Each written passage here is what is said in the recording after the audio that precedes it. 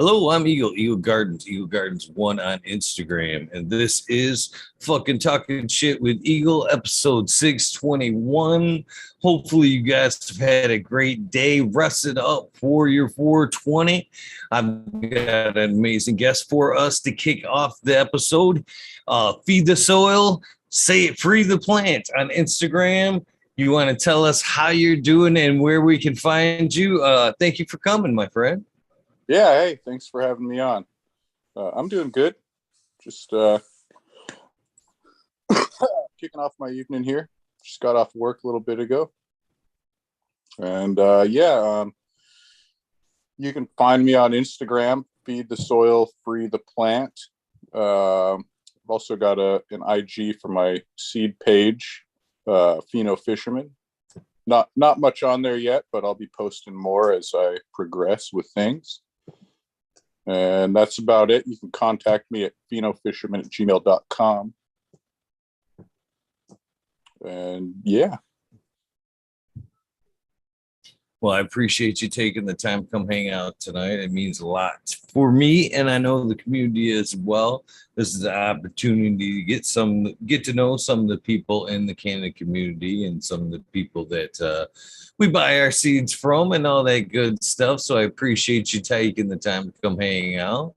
Sure. First and foremost, I see you puffing on, I'm guessing, a rosin cart over there. What you got over there to smoke on tonight? Actually, I hate to say it. I quit smoking a while back, but sometimes I puff on like the nicotine puffer. So yeah, better than cigarette, right? For sure. I actually didn't. I decided not to smoke before this. I don't like talking when I'm stoned, to be honest. And I'm still riding some dabs I hit earlier at work, so I'm doing okay. Maybe later in the show when I loosen up, I'll roll up a doob. Right on. How about you?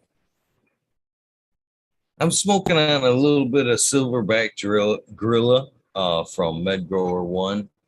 It's pretty decent smoke. Pretty happy with it so far. Excellent. That's what I'll be smoking on this evening. Probably some kind of Gorilla hybrid, I would imagine.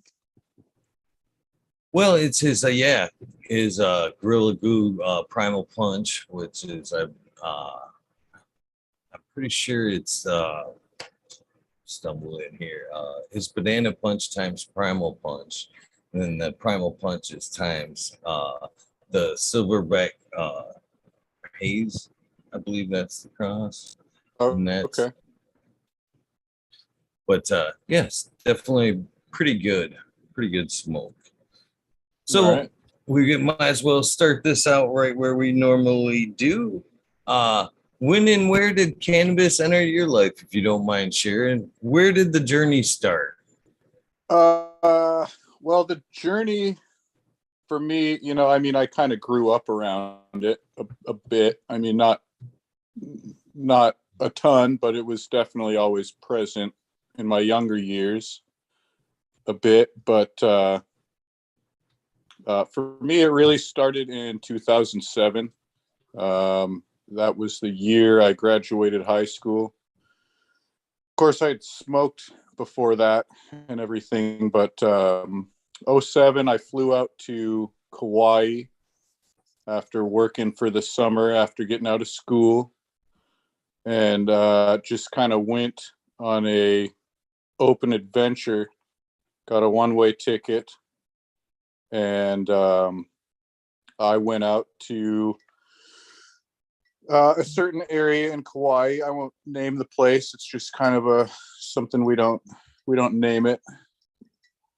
But I went out to a place, a long hike out to a valley, and just I had heard about this place from a friend of mine that I worked with, and he was like, "Man, there's mangoes and avocados, and banana trees, and everybody's naked. There's naked girls, and it's just absolute paradise.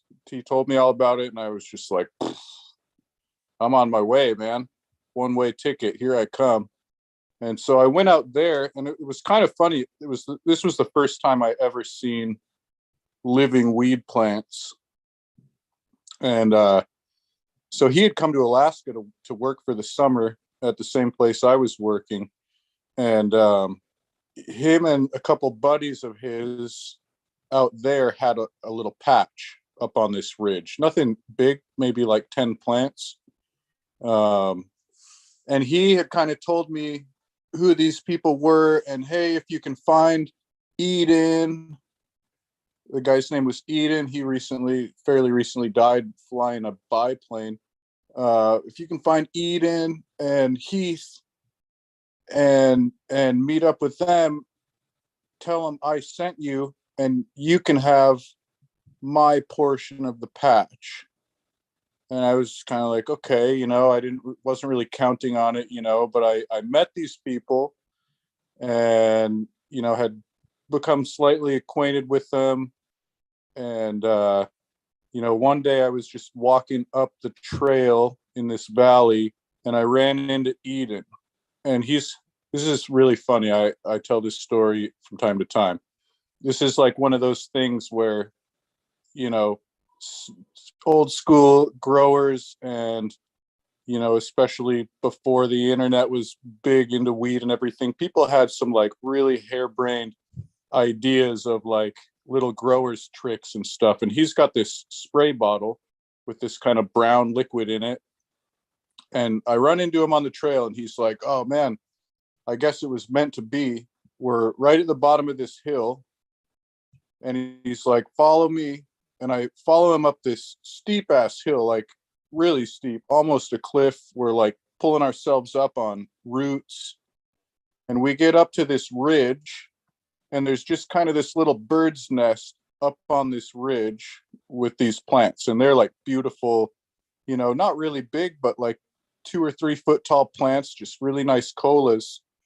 And I'm just stoked. It's the first time I've ever seen living weed plants, and they probably weren't even as nice as I thought they were. I just was so stoked to see them. And he's like got this spray bottle, and he's like, yeah, this is an old grower's trick.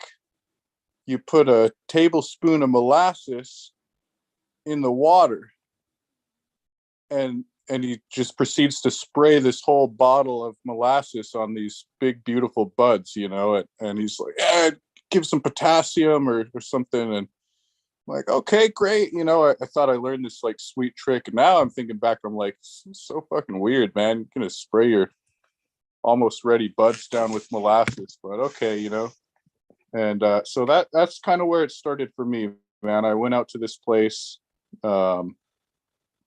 It's just like a free-for-all, absolute chaos, like hippie kind of place. I mean, there's, it's a long hike out there.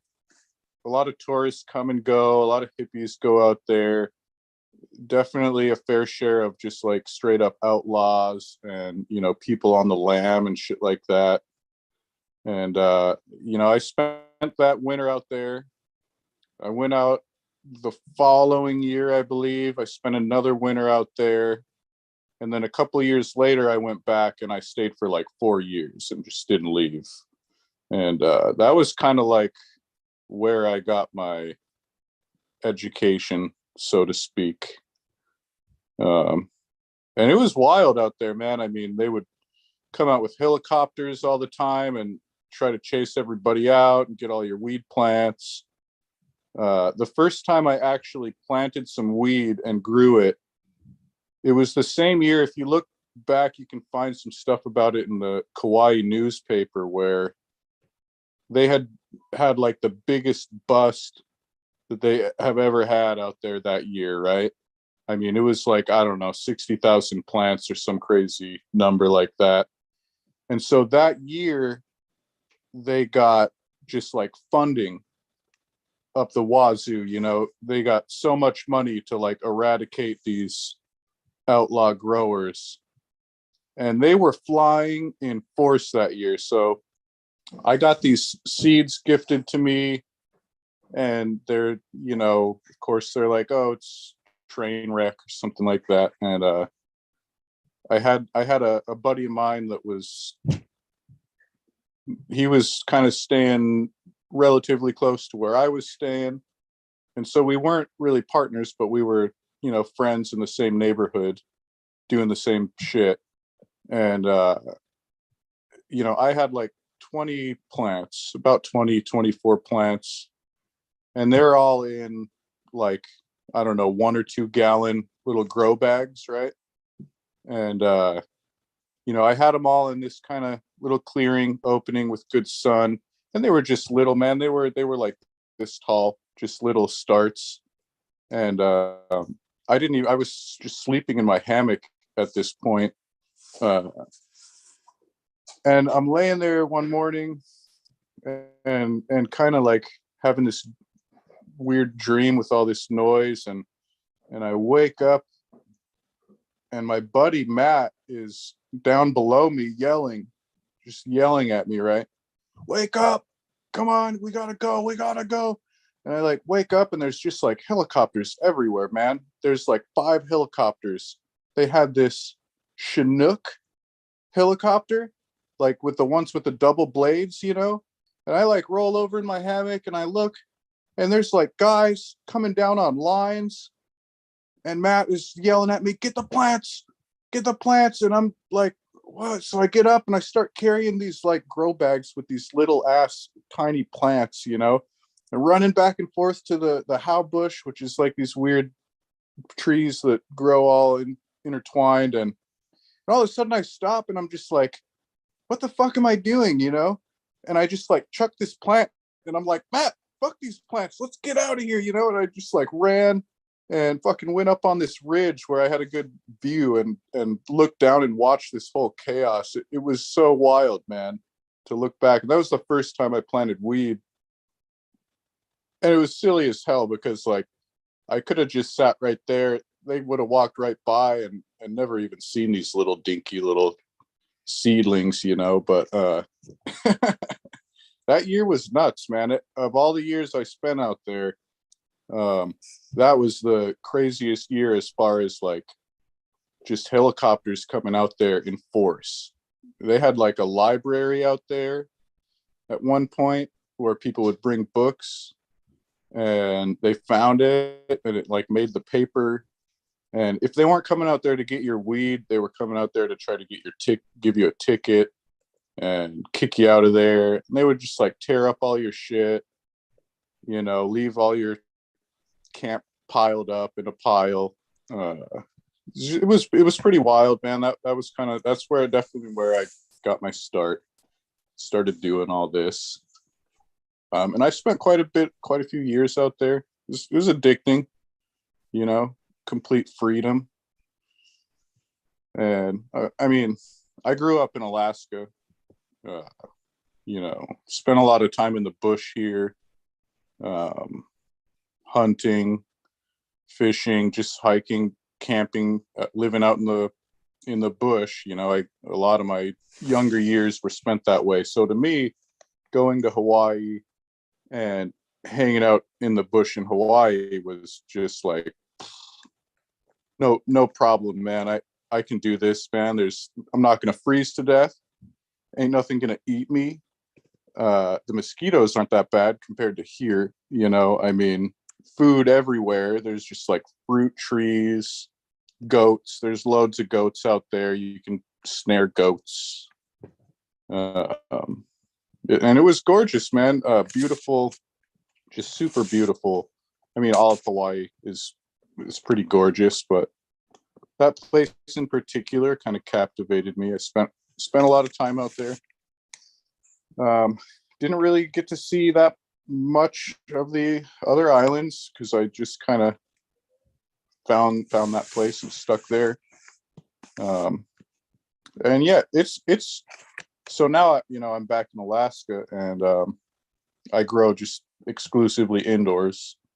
Might try to stick a couple autoflower plants outside this summer, but other than that, it's strictly indoors. And man, it is way, way easier. It's just like, so it can be really hard to pull something off in a place like that. There's no, I mean, if you have some fertilizer, you better count on having hyped that shit out there. So, we would just make do with what we had out there and try to grow some weed. And it took me a while to figure it out. It's tough. All the bugs and pests and you name it. Uh, I lost thousands of plants out there to a whole number of things, just from the elements to rippers to, you know, bugs, uh, mushroom patches popping up and like lifting my plants out of the ground by the roots. That was probably one of the crazier ones. Toads, rats, wind, 100% humidity for days on end, just like molding whole beautiful crops to death. Yeah. So now indoors, it's just like a breeze, man. You're in total control. You know, worst thing I might deal with is maybe a power outage, or like some of my equipment breaks down or a timer fails.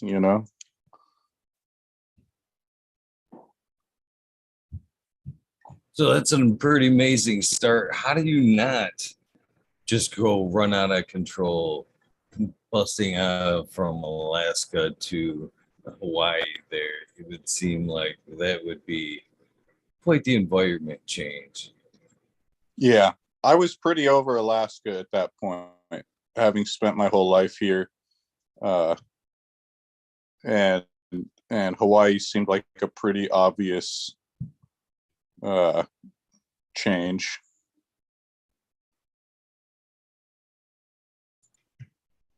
So, do you remember some of the genetics that you guys had at that point, what you were working Sure. on? Yeah, definitely. Um, so one of the people I became real good friends with right off the bat was this fella named Zach, and he had been a cancer patient, and he survived it and recovered multiple times. It came back, and he recovered from it again. But he, by the time I met him, he had already kind of done the whole medical kind of thing in Oregon, and made a really good connection out there. Who years later, I've got to know him now and talk to him sometimes as well. But this guy was like, somebody, kind of one of those people that you probably have never heard of, not likely that you have, but somebody who's done a lot of work over the years. And he has and had a really great genetic library. So I was really lucky to meet this person kind of right away. And, as far as the specific genetics that first go around, there's not many that I can really name from like the first year. There's a few, like he had this one really amazing plant that he called Tatanka. And I believe that was a cross of a DJ Short's Flow, and I can't remember what the other parent was. But he had a whole genetic library, and he kind of fucked with me a little bit. He didn't fuck with me. It was more like a oh, let's see how you do with this kind of thing. One of the first things that he gave me to plant, he gave me a number of things, and some of them I really can't remember what they were. But I remember he had seeds of what is it, Cali Mist, and he gave me some seeds that he said were pure haze, and he gave me both of those and a bunch of other stuff. But I remember those two specifically because he was like, "I'm gonna give you these to just see what you can pull off with them," like. they might not be the best yielding or easy to grow, but here you go. And I actually did not get to harvest those plants. I left them behind to somebody else. They were super long flowering, and so I like went up on this ridge and I dug out this big ditch, and I didn't know anything. I was just kind of like flying by the seat of my pants. I dug out this big ditch. I remember I lined it on the bottom with lava rocks because I had read or been told, drainage is good. And then I filled it in with like the best soil I could scrape up from around the valley, and I planted those starts in there, and they got massive up on this ridge, man. I remember when I finally left, I was like, okay, I'm not going to harvest these plants. They're, not even close to ready, obviously. And so I gave them to this dude. And I remember when I went up and showed him where they were going nuts, man. But they both were like really long flowering, and those are the first ones that first year that I really can remember. Other than that, like for a lot of the time, it was just kind of like whatever, any seeds that I could get my hands on. And so it didn't really have names, maybe it did, but I didn't really know what it was, or they didn't tell me, whatever. I mean, anything that came my way, I would grow. When I moved back, and the time when I stayed there for about 4 years, I was out there. That was different. So, at that point, I've been growing for quite a few years. I'd been around the U.S. a bit. Had been to California and done the kind of like trimmigrant thing one year. Went out to Colorado and worked at a ski resort, and kind of got a little bit in with a couple people out there that did like the indoor medical stuff. And so I had, by that time, kind of, a little better grasp on what was going on with genetics and whatnot. So when I got back, I definitely took better note of things like that.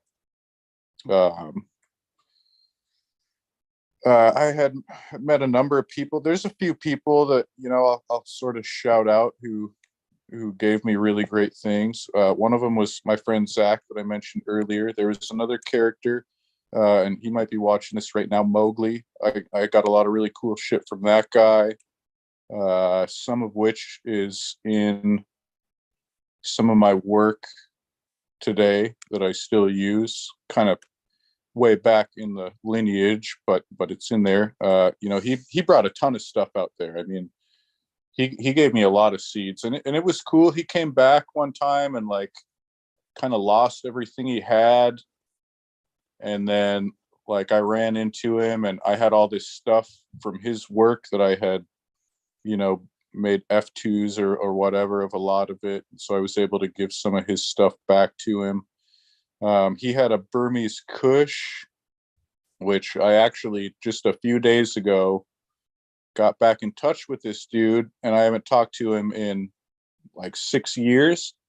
And so I have like a major correction to make on the Burmese Kush. For the longest time, I thought it was Burmese Kush from TH Seeds, and it's not at all. It's his own creation of Burmese, and I forget what, OG Kush or something. So it's kind of like his take on a Burmese Kush. So I've got to revise my notes on a lot of my lines there, because I've been operating under the false pretense that it was like, further work from the TH Seeds stuff, which is fine. I mean, I'm not embarrassed to correct myself on things like that. That Burmese Kush was really nice, and he had a bunch of stuff. I remember there was this one that it didn't really do great in the environment for yields, because out there it's like 12-12, right? It's just pretty much 12-12. I think the longest day is like 13 hours and 40 minutes maybe, or something like that. So, solstice on the longest day is, most plants are just going to flower like year round, especially indoor varieties. And that was what I learned, especially where I didn't have electricity. And so I didn't have any lights to keep things in veg, which when you do, it's pretty sweet out there. You can just veg your plants up, and you can just put your plants outside when they get to the size you want any time of the year, and they go into flower. So, had I not been living in the bush like I was, I would have definitely been doing that. That's what I think, most folks out there do, is they'll veg in their closet or whatever under a T5 or whatever. And then you just chuck your plants out in the backyard and they go right into flower. But I didn't have that luxury. And there was a couple tricks that I learned later, but the best trick you could have was to have really equatorial genetics. They would do well on those shorter days. Whereas like some of them, like this plant that I was talking about earlier, which I think we nicknamed it the Giggle Kush, because it was definitely some like happy weed that would make you feel silly. And I think the genetics on that, if I remember what he told me, it was OG crossed with GD Granddaddy Perps G13, and I don't know the exact provenance on the G13 or any of that, but that was the name of them. I'm sure of it. That was the lineage that he told me. And those plants were amazing, man. Like, and again, they just, we would get like maybe an ounce of plant tops, because the shit would just go right into flower. But it was nice. Some indoor bud though, this guy was coming from Washington, I believe, and most of his stuff was more suited to indoor.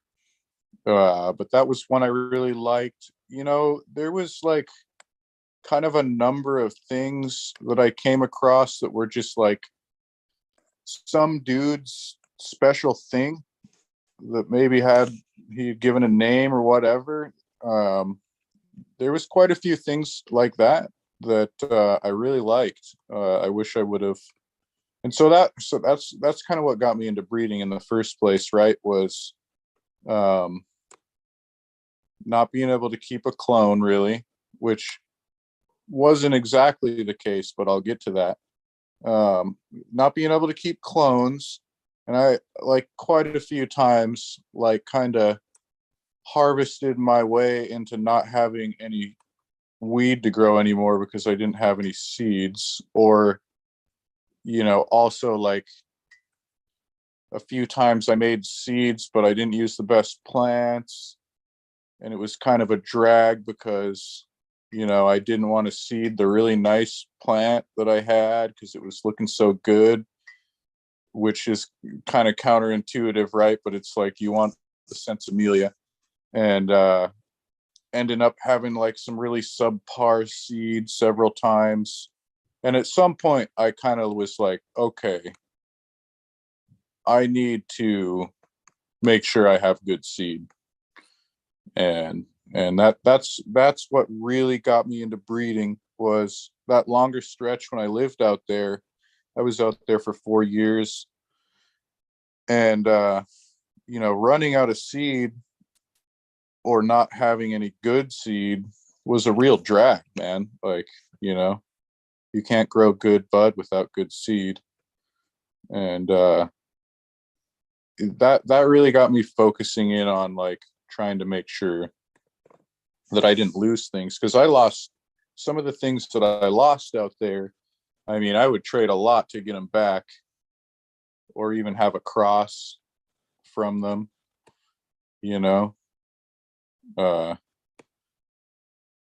so yeah. Another thing I got out there that I still work with today um, is Durban Poison crossed with Top Skunk. Was gifted to me by my friend Zach, who I mentioned earlier. And, I've done a ton of work with that. I'm sure that, a number of people are watching right now have gotten some kind of iteration of that line. I've, I've got back recently some of the F1s from the guy who made it, which is really cool. Because for the longest time, I've only had either F2s or F3s. I have done some back cross work with it. Open pollinated. I open pollinated the F2s because I was getting really low on them. Kept clones of all that, and then made some F3 selections. Did some back crossing. That plant and that line in general did really well in the climate in Hawaii, and it does pretty well indoors too.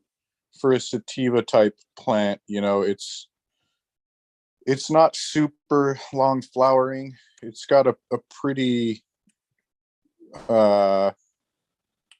acceptable structure.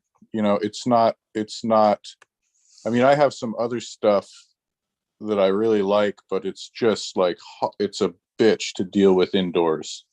Like I work with this Hawaiian heirloom that kind of came from this area, but I received it from a friend of mine after I had left. He came to Alaska and fished with me for a couple of weeks and hung out, and he brought these heirlooms back, and it's a really great plant. It's really special, but it's a bitch to grow indoors, man. And it flowers for 13 plus weeks. You kind of have to flower them out really small, or they will just go wild on you and grow right past your lights in no time. And so the Durban Poison crossed with the Top Skunk is for a sativa type plant like that, a lot more suitable for indoors. And it also did really well in the Hawaiian climate. Kind of the thing with Hawaii, like I was saying, is the shorter days. And what I found is that plants like this, regardless of how short or long the days are, a lot of them they'll get to a certain size before they become sexually mature and start flowering. So, if you have a plant like the Durban Top Skunk, or say this Hawaiian heirloom, or maybe a Colombian or something equatorial, you can get a pretty nice plant. You can get a nice big plant out there. Whereas something like, what I say earlier, the OG, GDP, G13, shit like that, it's like, it'll be nice bud, but sometimes you'll just get like a little popsicle stick with just a little nug on it, and it's like the best thing you've got in your stash, but you've only got like 2 grams, so the equatorials and things that are acclimated to that sort of a climate were just a lot more suitable.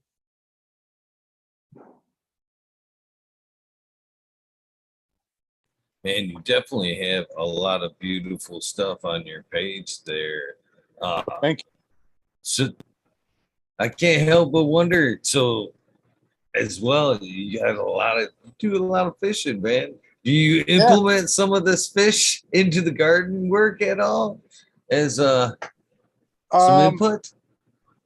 I have in the past. I was doing some of the Korean natural farming. I have done that a bit. It's been a long time. I've kind of gone away from a lot of it, and just being really busy, I've kind of simplified things for myself a lot, to where now I don't get real complicated, man. I do like just what I consider a really healthy, good soil. I'll do a little bit of top dressing.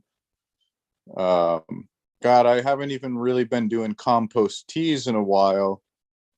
I've just been using shit like Recharge and EM1. I've gotten lazy, I'll be honest with you. Not lazy. I'm not lazy, but I got a lot going on. I work 2 jobs, have a family. So it's been a while, but I have made some of the what do you call it? Fish amino acids. And I'll be honest, I was a huge fan of that stuff. I would like to get back into it sometime. Some of my favorite stuff that I've grown was definitely with the Korean natural farming inputs. You know, and it's a really badass methodology. I haven't done it in a while. The only thing I really do anymore is just the lactobacillus.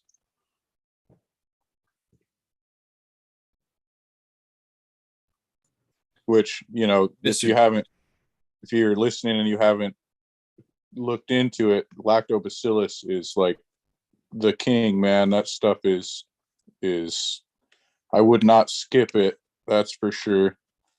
You know, the first time I saw a recipe for it, I was just like, what? I'm gonna do what? I'm gonna take some fucking rice and milk and do what? And then I'm gonna water my plant. I don't know, man. I was just like, I don't fucking think so. And I just totally ignored it like several times. And then later on, I went for it and like learned more about it and was like, okay. Facultative anaerobic bacteria. Okay. That's one of the things that I definitely don't skip on anymore. I use it.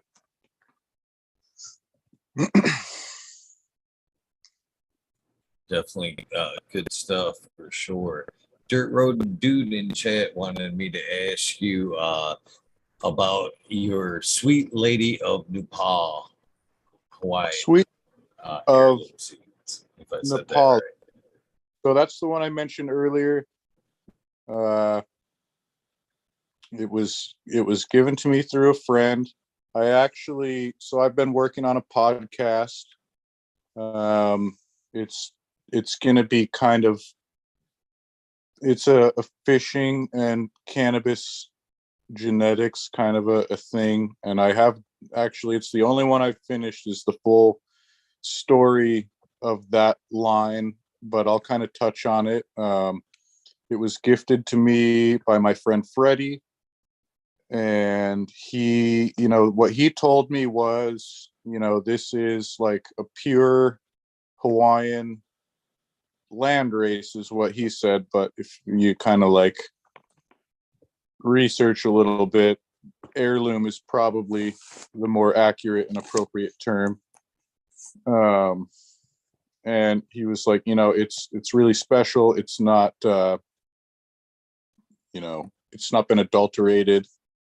And at the time, it's kind of this weird thing, you know, this kind of character that I won't name came along and was like, oh yeah, this is the Sweet Lady of Waiahole, or the Waiahole Sweet. And I haven't had this weed since like 1985 or something, which is like 30 years later, you like encounter some weed and you're like, this is that weed from 30 years ago. I don't know, like kind of suspicious or whatever, you know, I don't really believe it. But anyway, so whether or not it is that, I don't know, but it's definitely a very pure heirloom line, equatorial. It's long flowering. It's got some really cool terps. It's the closest thing I've seen to being like an IBL. All the plants are really close to the same. They've all got the same smell. I haven't come across one yet that doesn't have the same smell. Some will be a little sweeter, some will be a little earthier, but it's got this, like, it's a mixture of like pineapple and like a fungal, earthy log rotting on the forest floor, if that makes sense. You know, if you've ever like pulled apart a rotten log down in the dingy earth with mushrooms growing out of it, it's got that kind of a earthy funk. And it's it's long flowering. It stretches a ton, like just stretches absolutely insane. When I grow it indoors, I flower it out at like 8 to 12 inches tall, and I'll end up with like a 3 to 4 foot plant. And I've flowered out like 2-foot plants of it, and they end up being like 7 feet tall and growing up into the lights. It's very well suited to grow outdoors in a place like Hawaii, but and you can do really well with it indoors, but you just have to flower them out small. It's kind of like if you were going to grow a haze or something indoors, you got to plan for that shit. You can't veg it very long at all. In fact, like I would just clone it, plant it in its forever home, maybe veg it for like 3 or 4 days just to let it set its roots down and flower it. It's not one that it's not one you want to let get too big. It won't yield well either when you do that. It'll fill out really nice if you flower them small. It takes a long time, 13 weeks plus. It's probably not very high THC. I haven't had it tested. I get a lot of my stuff tested in a lab here, but I haven't got that one tested. But if I had to guess, like probably not more than 13 or 14% THC. But it's got a really good kind of like euphoric. I call it third eye weed because it's like you feel it right here. It makes you feel real good. Kind of, I would say probably, antidepressant type properties. It's really good for being, doing something maybe when you need to be a little bit mindful and you don't want to get totally blasted.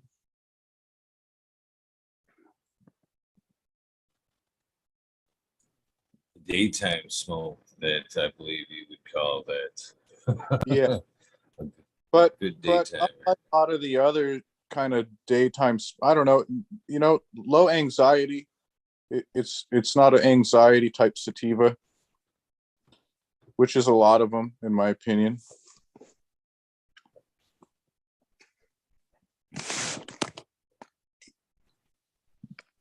So, what else are you working on there? What else can they find in your genetics? Just in general. Yeah. What else? What's available? I guess. Okay. Well, right now I'm working on testing a lot of different of my Nugs Bunny crosses, which Nugs Bunny is. I have this specific cut that we labeled peanut butter, and that was part of a really the biggest pheno hunt I've done. We did like 3 separate seed pops and a total of like right around 300 seeds, maybe a little less or a little more, right around 300 seeds we went through. And out of everything we hunted, I kept 2 that I still have today. One is the peanut butter, the other we call lime fuelade. And the Nugs Bunny is the peanut butter crossed with a poison skunk F3. And the poison skunk was like a specific clone of the Durban poison top skunk that I mentioned earlier. And You mind if I show them a picture of it while we talk? Yeah, absolutely. Lots of Nugs Bunny pictures on. So that's what we're talking about. Crosses I've done with that line. I've made some F2s. I crossed it to a bunch of different, clones. shout out to Tony Filial Feel Boneyard Seeds. He's been kind enough to really stoke me out with a number of nice cuts. The only person that I've ever taken cuts from is that guy. So I crossed a Nugs Bunny male to everything he gave me. He gave me, let's see, the SFV, the Roberts Creek Congolese, let's see, the GMO. I'm kind of drawing a blank here. There's more I can't think of right off, but yeah, I've crossed, done a lot of crosses with that. That's kind of what I'm working on right now, is growing all of those out. The Afgoo is like one of my all-time favorite plants, just period, hands down. I like the way it grows. I like the way it smells. I really like the effect. It seems to be really suitable for me morning, day, or night, which, you know, not a lot of them seem to do that for me. Usually they're kind of one or the other. Doesn't put me to sleep, doesn't get me paranoid. Definitely gets me ripped though. And I mean, it's got just a really, and I'm not a big fruit strain person usually, but that one is exceptional and really gets me. Those are the first ones. They've passed testing at this point. I'm about to harvest them soon. I think like nine phenotypes I think I flowered out here on this run, and those went really well, and definitely Afgoo dominant, but yeah, so bunch of Nugs Bunny crosses on the way. You know, I've got a number of different Hawaiian heirloom things that I've crossed to that Hawaiian heirloom, the Sweet Lady. You know, I've got a lot of stuff that's like on backlog that I just haven't gotten around to growing out yet. And I'm pretty big on that. You know, I don't like, I mean, I might give some away or something, and especially if somebody wants to try it, but I'm definitely not looking to make money off of any seeds that I haven't grown out myself. And I like to get other people to test for me too when I can, but even when I do that, I still grow them out myself, and kind of, at the very least, just get an idea of, you know, what's in there. And, you know, there's a lot of failure when I do that. So that's kind of really taught me the importance of it, is like, you know, for every success, there's usually 2 or 3 failures anyway. And, you know, that's not always the case, but, you know, sometimes you combine 2 things together that you really are excited about and you really think they're going to work, and it just don't work together. You know, they don't combine well.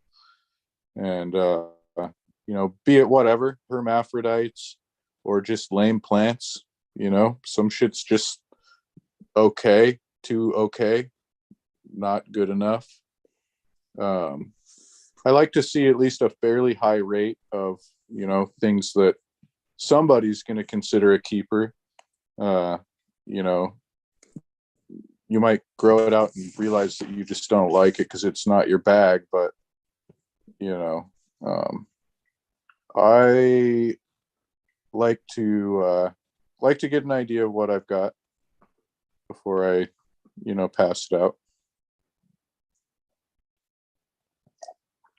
I find that to be super, super respectable, by the way. I didn't mean to jump in on you, but man, I find that really respectful. A lot of breeders today want to move forth so fast, build up that stock that they don't even want to, I don't know if I don't want to say they don't want to take time to run their own stock, but they rely on the testers so they can keep building the bank. But I actually prefer your approach to it. You got to stand by what you're producing, and ultimately, you should be the final word. So that's Sure. very respectful that you're a part of the testing phase of your seeds, which I believe you should be. But again, pretty awesome. You're the final word. Right on. Flat Thank out. you. Yeah, definitely. Testing isn't everything per se, but it's very important to me, and a lot of the people that I look up to and respect, um, you know, I won't be earning their respect without doing that work. So, that's where I'm at with it. I want to do the work. I enjoy doing the work, so you know that's kind of why I've been doing it in the first place, is that I enjoy it. And yeah, man, thanks a lot for that compliment, man. I appreciate it. And not to like throw shade on people that aren't doing that or whatever, but I think it's the right way.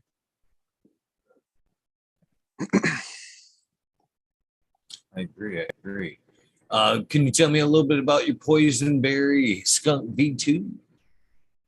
Sure, the V2. So the poisonberry skunk was kind of an odd one that just was not really something I was that even excited about in the beginning, but just kind of like a pollen chuck I did. Somebody had gifted me some seeds of Marionberry Kush F2s that they made, and it was one of a lot of a lot of seeds that I planted over the course of one winter, about I think like 5 years ago, 6 years ago. And I really liked two things about the Marionberry Kush. It was really fast flowering. Um, One of the females was like done in like 7 weeks and would start like degrading. And really tight structure and low stretch, like almost no stretch at all. Probably the least I've seen from any plant ever. And, that kind of caught my eye. And I almost tossed out the male, and I held on to it. And, you know, just I didn't have anything else. I was working on breeding at that time. So I just flowered out that male and kind of pollen chucked it to a few things that I had. And one of them was a Durban poison top skunk F2. Uh, and I held on to those seeds for a bit before I grew them out. And then when I grew them out, I was pretty blown away by the rate of success out of them. I mean, really beautiful plants.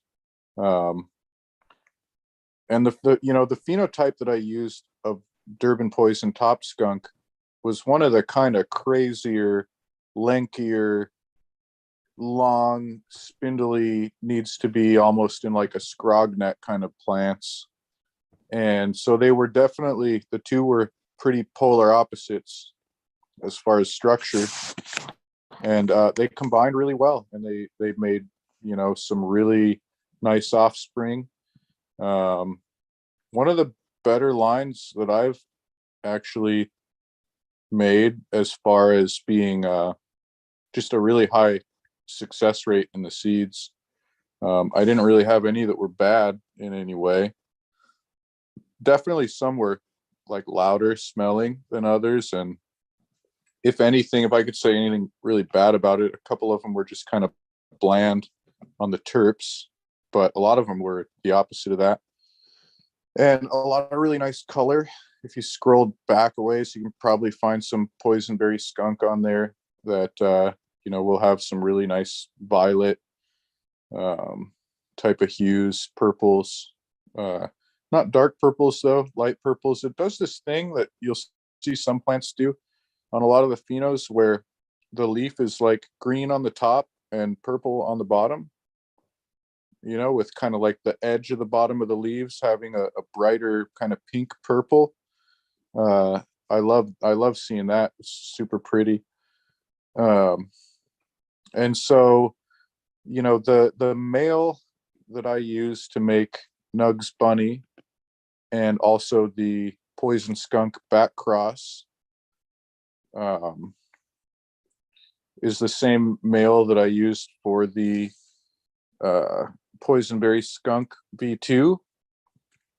And basically I took one of the Poisonberry skunks that I liked the most and hit it with that male. And I've had nothing but success from that male. And so there's actually shout out to Speakeasy Seed Bank and, you know, Morgan and Blind Tiger and Alien Genetics. They're doing a 420 drop tomorrow for Alien. And if anybody wants to grab any of my gear, or Blaze It Panda is also throwing in some freebies in there. There's going to be some Poison Skunk back cross and some Nugs Bunny going out with those. And they both use the same male. It was a Poison Skunk F3.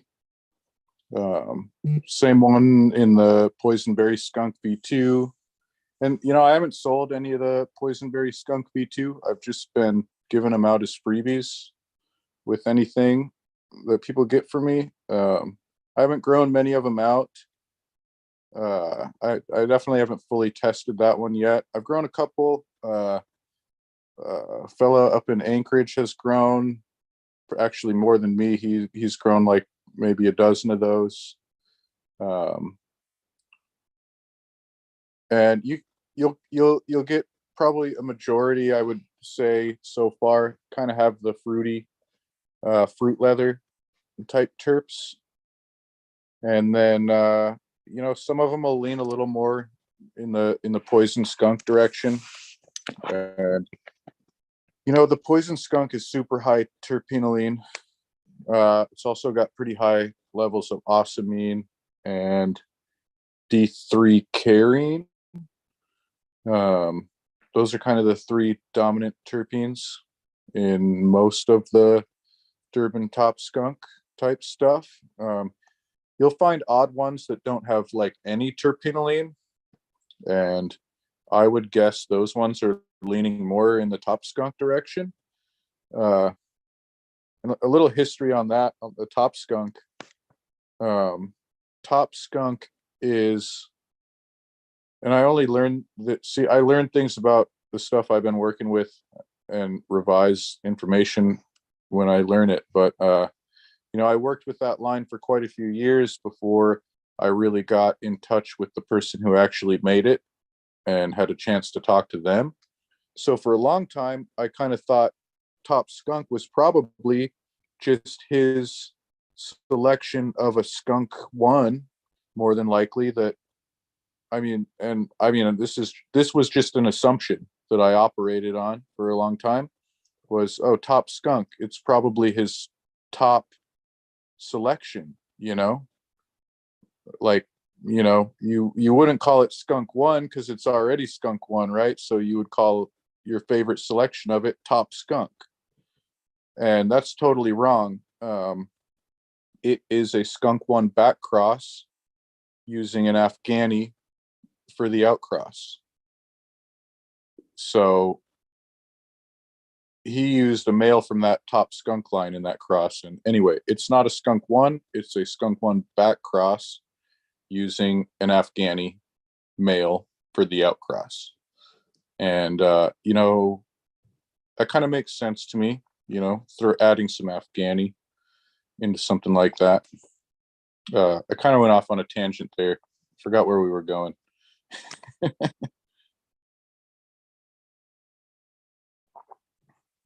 We were talking, of course, about the Poisonberry Skunk V2 is where we started off with before the tangent, but I love the tangents. You know what Yeah. I mean? I do. I love the sways, the squirrels, as we call them around here.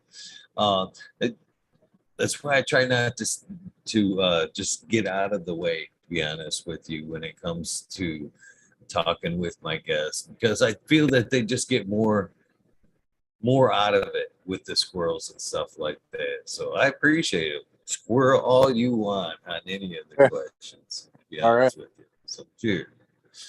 So I'm Cheers. looking at this Dank Sinatra. Is that yours? That's a beautiful gal right there. Oh, How is dang. that part of the program? Sinatra was made by Bodie. Ooh, Yeah. nice. It'll Let be me on see. Saturday. Oh, really? Excellent. Yeah. Wait, Bodie or Green Bodie? Green Bodie. Green Different, Bodie. different Oh, person. Bodie and Green Bodie are not the same person. The Dank Sinatra was made by Bodie. Bodie okay. C. Yep. Or Bodie. I don't know how you pronounce it, actually. I've mainly only seen it in written form. Yeah, so I haven't actually worked with that one in quite a while. I I used a male from that line and I crossed it to everything I had at the time. And this is a perfect example of how things that have really great qualities don't always work for breeding. I mean, I've made some selections out of those, and I will always save those seeds and probably dive into them again. But holy shit, I mean, Herm City, man. I mean, like, not just like a couple nanners on the bottom, like, I mean, like 70 or 80% of the plants. And I have grown a lot of stuff out of those crosses. And like, I mean, both of the parents are really stable. I never seen any Herms off of any of the parents in any of those crosses. But dude, they did not combine well. And the Dank Sinatra is uh, the what they call this 78 LA Affy crossed with 88 G13 hash plant, which I later learned that Bodie kind of did his own revision at some point. I guess there was some nonsense about that LA Affy not really being what somebody said it was or something like that. And Bodie's really cool like that. He's just like, you know, oh, I was wrong, or I used it. I said it was that, or something changed with that. I forget what it was. Like it wasn't really what they said it was, I think, or something to that effect. But that's how it was labeled when I got it. It was 78 LA Affy crossed with the 88 G13 hash plant. And I mean, they were really nice. What you might call like an indica type plant. Really tight structure. Really nice tight golf ball, dense buds, real resinous, real sedative. Definitely like couch lock, put you on your ass type smoke. And I liked it a lot. I really had high hopes for that male because it was a beanpole, man. This thing, you couldn't even. It was a bitch to clone because you couldn't get clones. You couldn't get it to branch. It wanted to grow straight up, and it didn't like to put out branches. It would grow these just little branches off of the main stalk, and it just wanted to go straight up. And I thought it was really interesting, and crossed it to everything I had available to cross it to at the time. But yeah, it was just Herm City, man. I mean, everything. um I planted, I want to say, like 30 of the poison skunk crossed to the Dank Sinatra, and I ended up with only one that I could even harvest, and even that one hermed out a little bit, you know.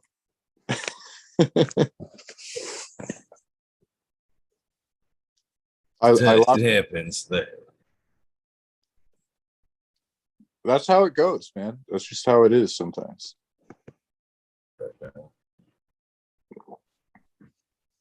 Definitely a beautiful plant, though. The one you were able to get there, the one I was looking at, definitely fire, fire, We're, fire, fire. we're looking at the Dank Sinatra Yeah, pure.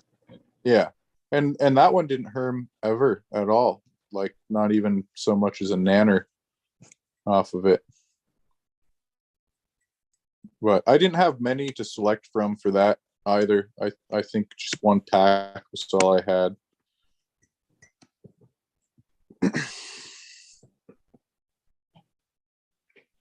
what's one of your favorite strains to grow so far? Man, it looks like you've grown quite a bit, man. Beautiful work, by the way, all the way down the page. All right. You will Uh not be disappointed if you check it out. That's for sure. I would have to I'd have to say the skadoosh, which I don't have anymore. It was one that my buddy Mowgli had given me 4 seeds. You know,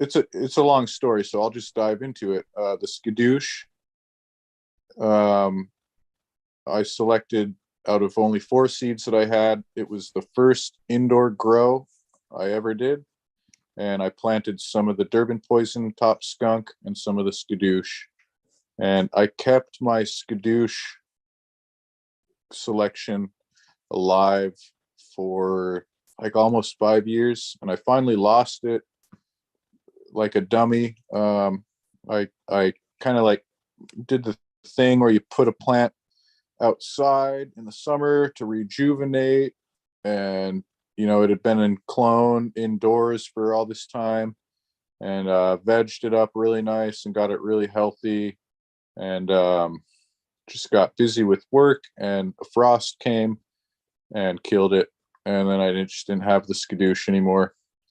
And I was always trying to get somebody to back it up for me, and I just never could.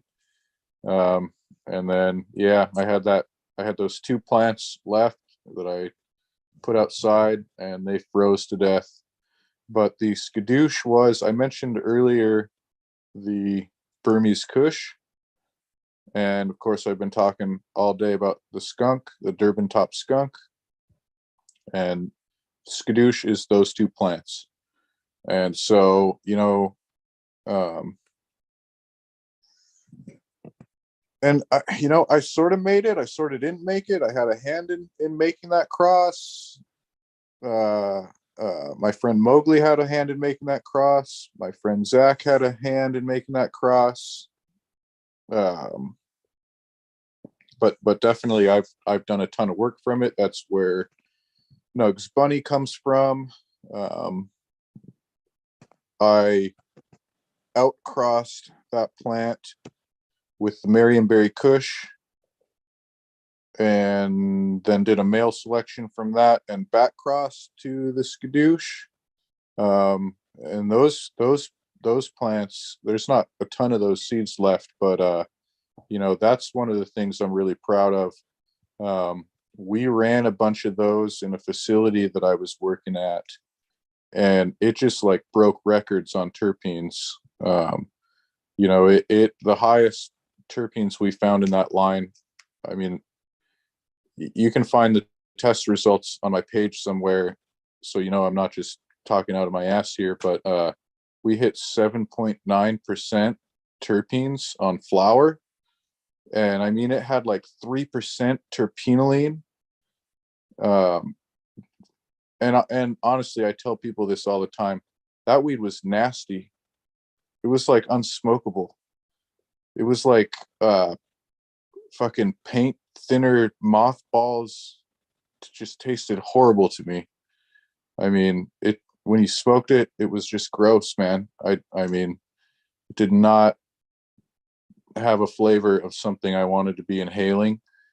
I much preferred the things that were more in like the 4 and 5% terpene range, and we did a lot of different lab results on that. We had 4%, 5%, 6%, and lower ones. We had ones that were 2 and 3% terpenes, but it was typically not that high of THC either. It was like 18 to 24% range. Um, so anyway, yeah, I would say, like, if I had to choose something that has been, kind of a cornerstone for me, it would be that skadoosh. It led to the Nugs Bunny, the skadoosh BX with the terpenes. I mean, the clone itself that I kept was just one of my favorite smokes. Um, and I was bullshitting with my buddy about it just a couple nights ago, and just how strange of a plant it was. It would usually be the same, but every now and then I would grow it in kind of like maybe a different environment and soil mix, and it would occasionally do this thing where normally it was really limey, really gassy, and piney were kind of the main things you would, smells you would get from it. And then occasionally I would switch something major up, like totally different soil mix or different lighting and yada yada, maybe different nutrients. And it would suddenly become like this gassy mixed berry, and just be like, I mean, the structure would change too. It would be a totally different plant. And I could never quite figure out like how to get it to do that, because I actually, I mean, I really like the limey, piney gas, but I actually like that gassy mixed berry even more. But I could never, I could never steer it that way. It would just occasionally go that way, and I never could figure out why or how to make it do that again. But I've probably seen it do that maybe, I don't know, a few times. I grew it for like almost 5 years. But that's what phenotype is, though. Phenotype is not set in stone. It's environment plus your genetics equals phenotype. And so that's what that is. It's one plant has multiple phenotypes, and I could never figure out what made that plant do that occasionally. But when it did, it was always a pleasant surprise. It would be like crunch berries, like if you poured gasoline into your bowl of crunch berries.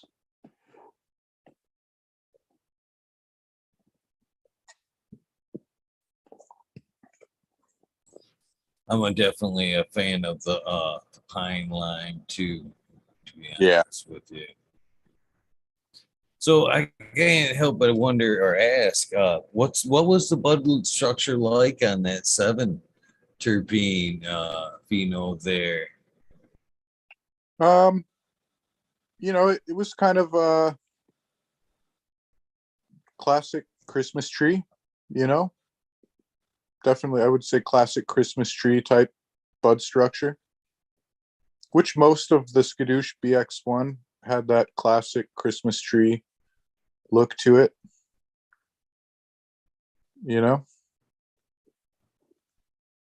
They would branch out I asked. with the candelabra and then the main cola. And most of them that I grew in testing and whatnot, we didn't really top them. We would just grow them natural.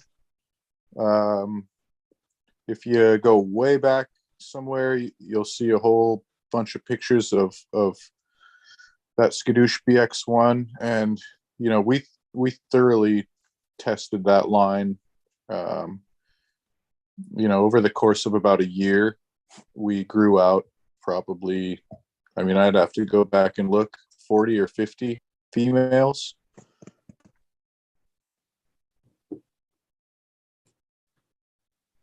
I asked because a lot of times that you get when you find terpene profiles that high, the bud structure is usually a little bit more on the larvier side, not as tight, but closer, a little more airy. Most of them weren't what I would call larfy. They weren't rock hard, most of them either, but they had adequate density. Long flower time as well. Nope, not too long on that one. No? 10 weeks at most. but most of them were in the 9-week range. You know, I used that Marionberry Kush with the outcross before I selected the male for the back cross. And, you know, that, like I was saying earlier, that plant was just so fast, you know, like really fast. You know, 7-8 weeks, I'm done. And it was a weird one too, like, because when it was done, it would just start degrading and dying. Like it was like, and I like to, especially like maybe the first couple times that I grow a plant, I like to let them get ripe, like ripe. And that one was just like, no, I'm fucking done. I'm gonna die. The buds would start, you know, just dying, turning brown. It didn't like to go long. I don't think you could take, you couldn't have taken that plant 10 weeks. It would have just been literally just rotting, dying. It would get, it would just start dying back, like, you know, some sort of bud rot, I guess, turning brown. It was just fast. And it You really mentioned imparted. something that oh, sorry, go ahead. Go ahead. Nope, that was it. Really imparted that, you know, fast flower time. I was just gonna say there, you brought up something I feel is real important about in the testing process is to let them come up au naturel, at least that first round, to see what the structure of the plant is, how it expresses uh, the naturally before you start to manipulate the plant, heavy topping, doing anything else to it. I believe I've said this ever since I've worked with sub. Testing is a multiple round procedure. You know, you shouldn't be rushed to put out that report on a one run and done. And I actually feel it's on top of that, on top of the no topping or letting it come up au naturel thing, is I think it kind of changes a little bit as it matures, even through the clone phase, the next round. Definitely. They're still maturing and showing traits. So I Yeah. think a lot of people actually rush through that testing phase. So again, another reason why, you know, props for you for doing some of the testing yourself, so you can compare to what's coming in. Yeah, and I agree with you completely. You know, the mountains of anecdotal evidence more or less prove it for me, is that, yeah, as you hang on to a plant and clone it and acclimate it, it doesn't behave the same way over time. There's also a major difference between a seed plant and a clone. You know, I mean, there's differences in the hormones in the plant and, you know, acclimating to your environment, you know, epigenetics and all that. I mean, a lot of times a seed plant will just, like, you know, crush it and yield just like beastly. Um, or you know, uh, you know, Boneyard, Tony, Matt Riot, Not So Dog. I've heard a lot of these people talk about this, that, like, you know, a lot of times a plant from seed will herm out just a little bit, whereas the subsequent clone generations, once you acclimate your plant, won't. And, you know, I don't really have like a full solid grip on how and why, but I've seen that. You know, I've seen that a number of times, where, like, a lot of times a plant from seed will you know, throw a few nuts off the bottoms, you know, usually not a ton, you know, unless it's a little more than just that. Like, maybe it's baked into the genetics of being kind of hermy if you see a lot. But a lot of times, you know, and that's why, so, you know, I don't always do this, but I'm doing it right now with a couple of my Now, spunny crosses it's really fun and interesting to, when you're doing the testing, run the seed plants next to clones of the same plants. And I mean, sometimes you'll see really major differences in that. And I actually like to run the seed plants still. For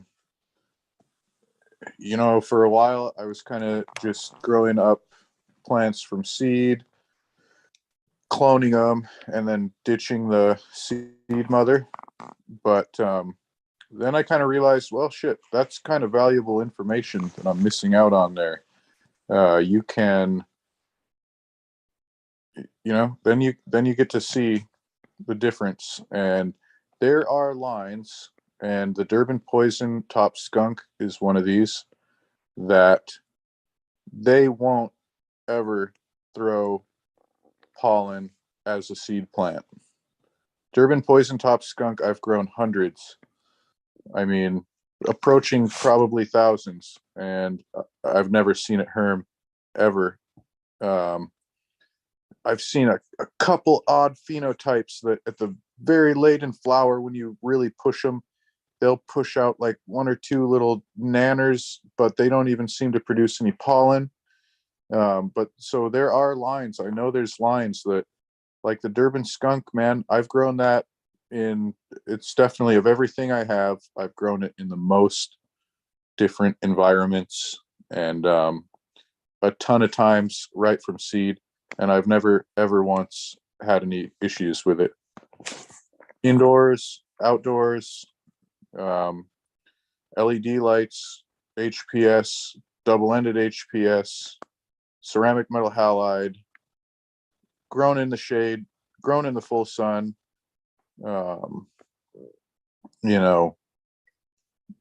fed really well and kept healthy, and deficient.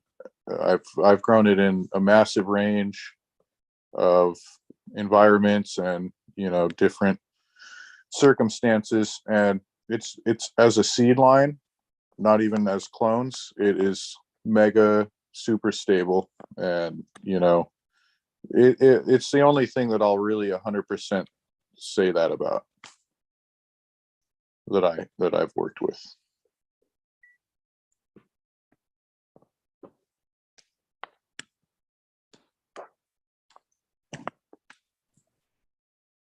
Nice.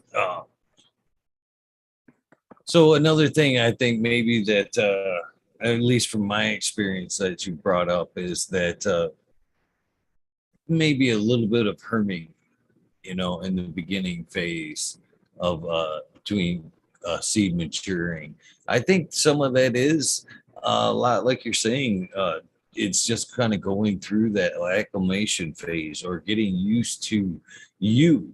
To be honest with you, I find that sometimes, at least in my testing experience, strains have actually been thrown out of the mix because of that, and just because of the non-understanding of what we're getting ready to talk about there.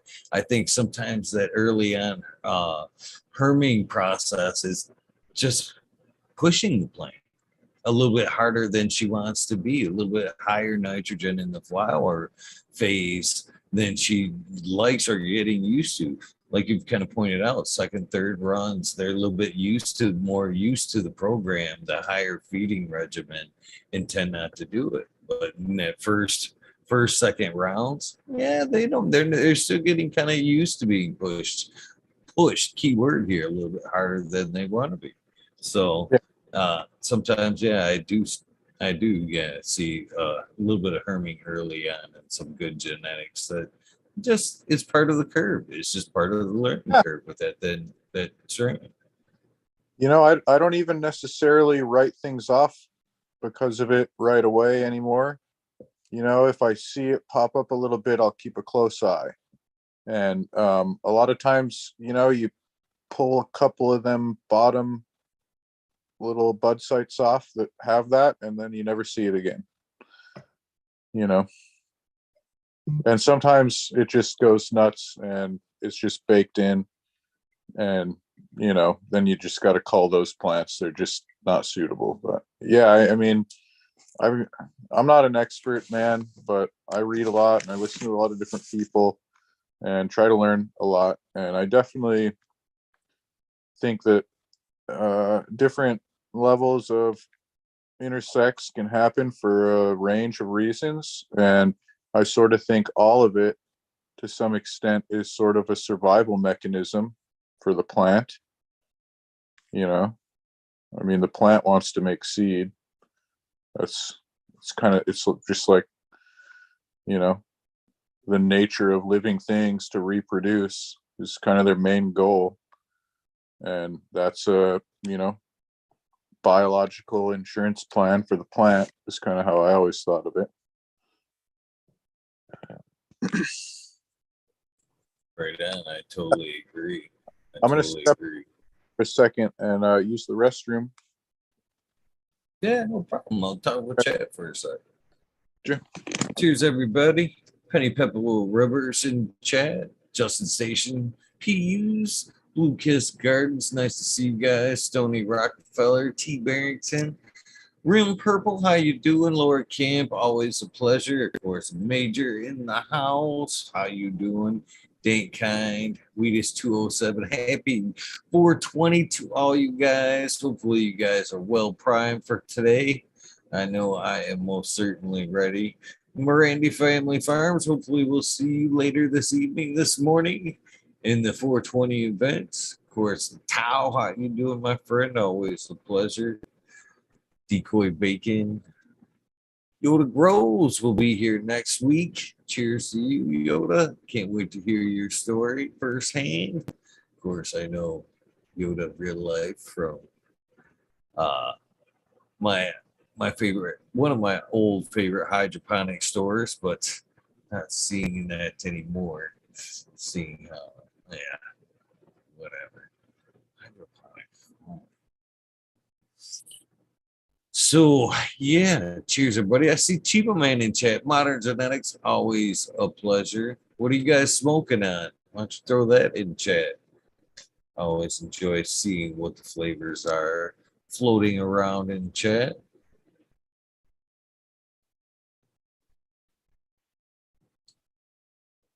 Need to roll me some up, man. My new bird is out already. I've already went through one.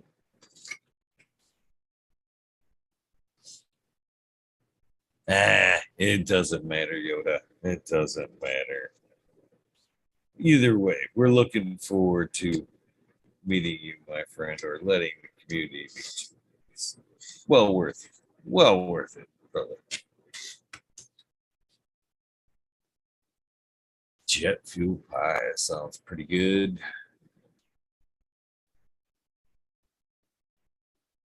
Hannibal Reds is our favorite too. Nice.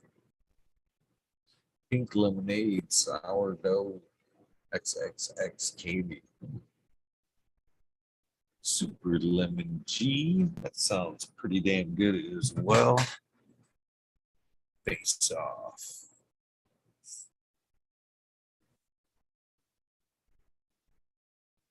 So at some point today, there will be a free-for-all portion of the 420 show where you guys can all pop in, past guests or not. I think that will be fun. It always is fun. As far as guests throughout the day, excuse me as I crack open this, right? I've invited a whole bunch of people throughout the day. Who shows up? Who knows? But there is probably about 60 plus invites out there. So hopefully it'll be a fun day of random mixed guests throughout the day. But nonetheless, should be a fun 420 nonetheless. Seeing some fire strains, some vaping, some slur. Kane, Hillbilly Grower says Hillbilly Grower wants to pass out some love. According to his DM earlier in the day, got to appreciate that as well. Grow Shop and AK. Right on. Skunk times Landrace Afghan times what? Sounds pretty good. Cheers, Leafly Wiggly. Nice to see you in chat. DJ Ghost 7979, otherwise known as Jet 420 Garden. Cheers to you, my friend. Welcome to the 420 show. Barbara Matthews, cheers to you. Looking forward to hanging out with you guys today. Drew Zilla, turning some tasty buds. Hopefully, Johnny, you are enjoying this episode, the beginning of the 420 episodes. Hopefully, it'll help keep your spirits high today. Give you a little of that healing fuel that you should hopefully have running behind you. How you feeling today, Johnny? I can't believe you popped in yesterday. That's a trooper right there.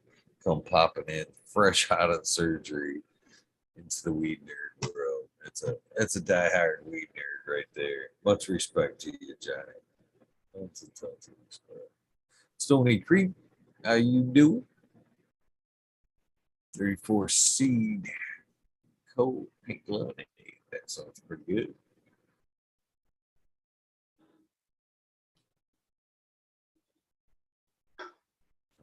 Nice. I'm gonna roll one up while I am waiting, my friend. Let's curse.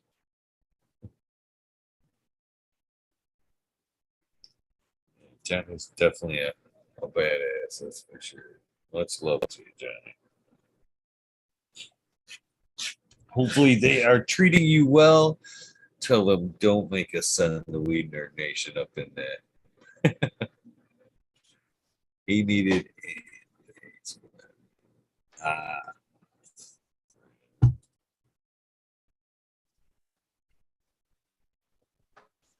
So what are your guys' 420 plans? Are you guys gonna hang out today? You got somewhere to go? What are you doing for your 420? Be honest. Yeah.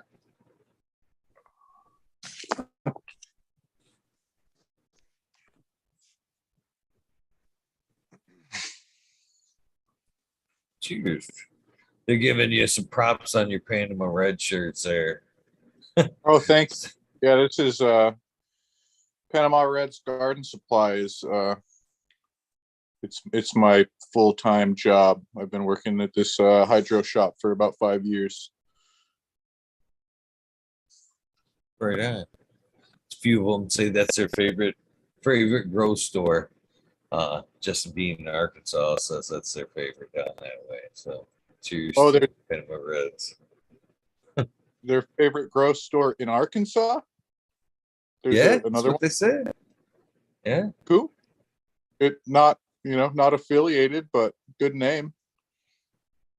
My boss at the guy who wrote the song Panama Red, and got permission to use the name.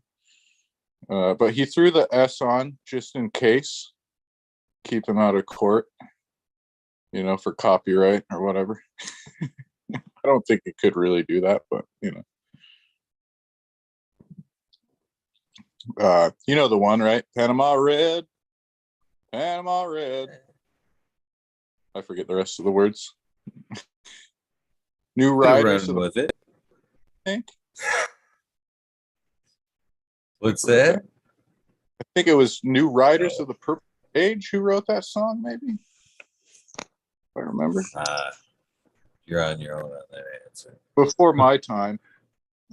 And yours probably too. So are you a little bit musically inclined? I seen down the page, I think it was your brother that made the guitars, man. That's pretty fucking awesome. Yeah, my brother is a luthier. TRN guitars. He actually went to school to learn that craft, and I mean he's super talented at it, man. He doesn't really try to do it for a living anymore, but he does it for a hobby. And he makes some really nice guitars, man. And he plays guitar as well. Yeah. And I play guitar a bit. I haven't really in a couple of years much, But when I lived in Hawaii, I played guitar every day. It was kind of, I was I used to refer to myself as a shade dweller. I could not do that shit where people would be like playing volleyball on the beach in like 85, 90-degree weather. I would sit by the stream in the shade and wait till it cooled off before I moved around too much. And I spent most of my days in the heat of the day just chilling, playing guitar, drinking tea or coffee, and smoking herb. And I would always water my plants early in the morning or in the evening. Carrying water up and down hills in the hot sun is not my bag.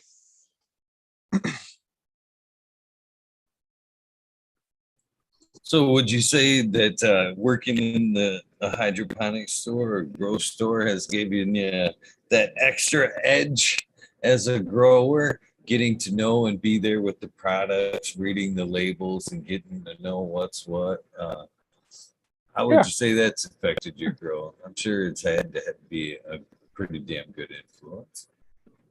quite a bit, I would say. Um, it definitely has given me the opportunity to learn. Yeah. Um, I like I said, I keep it pretty simple. Most of the shit that we sell in there, I don't really use, but um, you know, I don't know. It's kind of funny. I've gotten really good at like kind of helping people figure stuff out, even though I've never done it. Uh, this is one of my favorite things, right? Uh, and I've been getting this one a lot in the last few months. Is like, especially it seems like since the whole COVID thing, everybody has taken up a little hobby garden. And one of my favorite questions that I get asked on a fairly regular basis is somebody will come in and they'll be like, I want to do hydroponics. Can you help me? And kind of my go-to answer now is like, well, that's kind of like saying I want to play music, you know. Let's narrow it down a little bit. there's there's a lot of different instruments you can play, and there's a lot of different types of hydroponics, right? Um, and yeah, I enjoy helping people figure stuff out, and I try to not be the stereotypical hydro store dude that thinks he knows everything. I'm not afraid to like Google around or try to figure stuff out or help somebody figure it out. I don't really know everything, uh, and there's so many options. I mean, you know, I always tell people to you know check out the different methods, look up some different systems, and try to get an idea of what you think might suit you in your space and what you want to do. Some people end up wanting to do deep water culture. Some people end up wanting to just have a water only soil. And some people like to get like really uh, nerdy and complicated about it. Um, and do like some, I don't, really kind of in-depth, complicated system, and a lot of times those people really excel at it, and sometimes they just like totally overthink themselves into just total mids. But yeah, I get to work with a whole range of different people, commercial growers. We supply most of the local commercial growers here. We have a pretty thriving rec market, recreational. Um, it's not like it is down in the States. you know I mean, the biggest grower here is probably one of the medium smaller growers in say Oregon or California, but that's a pretty big portion of our business, and we're not just a weed growing store. We're just a garden supply store in general. And we have local farmers that get their stuff through us. Home growers, home gardeners, ornamental plants, veggies, cannabis, hemp farmers, you name it.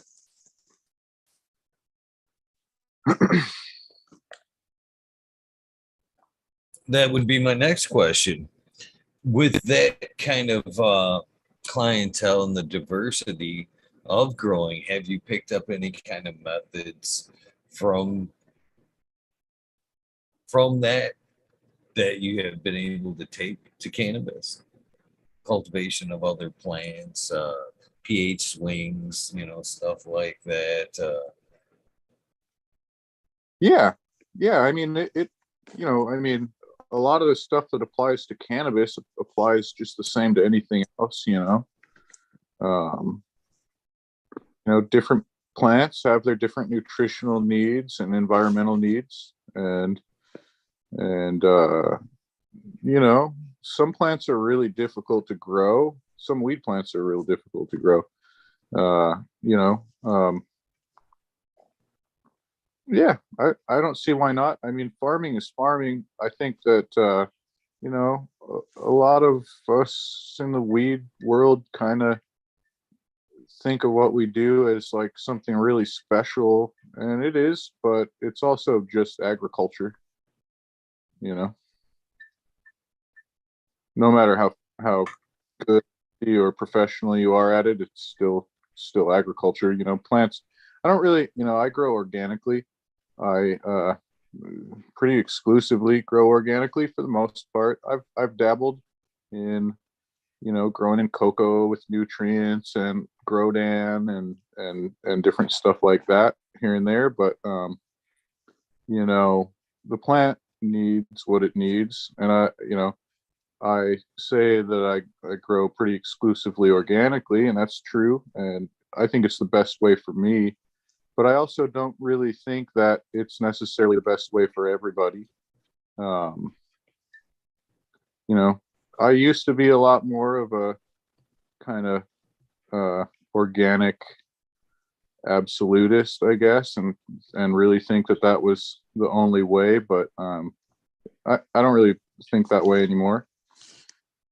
I know some people that grow, like deep water culture and nutrient film technique and stuff like that just grow some absolutely phenomenal stuff that tastes really good and smokes clean and is just killer. That it's not like you have to grow organically to grow good herb. The plant needs the nutrients that it needs. If you overdo things, it'll affect the plant. I mean, I don't know how those guys pull it off to make it come out like that, but I know that some people can do it, and it's definitely I mean, I used to think that, like, only organic growers really get the best smoke, man. Like, you got to make compost teas, and you got to give it the good organic nutrients to really get the best flavor, this and that. And yeah, I don't really believe that anymore. I've seen otherwise. I think it's probably a lot easier to get, clean, smooth, tasty smoke organically with like a good water only soil maybe, or whatever. I think that's probably a lot easier than, the people doing, let's just say, nutrient film technique that are, pulling off just like really tasty herb. I only can really think of like two people that I know of that are doing that tech, and they just slay it. I don't even know, I know that they don't run crazy high parts per million and whatnot. They just, it's all about just giving the plant like just the sweet spot of what it needs. And I know that they kind of, they will like learn what an individual plant kind of needs. Some need a little more, some need a little less. And Yeah, I would like to fool around with more stuff like that. We're growing some pepper plants at work right now with Grodan blocks, and it's kind of my first time of really doing that, and working at a hydro shop, everything is at our disposal, and that's really really cool. So we're doing a little experimenting with different stuff, and having fun with it. And they're doing really just killer. I can see where you can really um, you can really push plants in that kind of a method.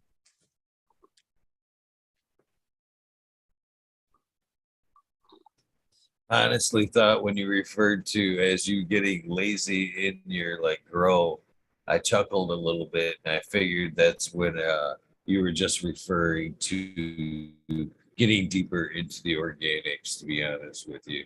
Because I appreciate the soil, but I do believe it's kind of a little bit more step back approach. You know what I mean? You don't have to worry, fuss as much when things are so I thought that was the road you were going down when you said, you were getting a little bit lazier in your grow. Yeah, I almost 100% figured that's what that kind of what I meant. I mean, because like I used to get for a while there, like really fancy about it, man. Like I said, I was doing um the Korean natural farming inputs. I was, messing with different organic nutrients and different regimens, and making my own soil mixes from scratch, and experimenting with all different recipes.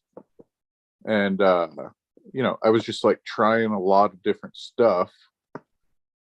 And even organics can kind of be as complicated as you want to make it, should you choose to do that.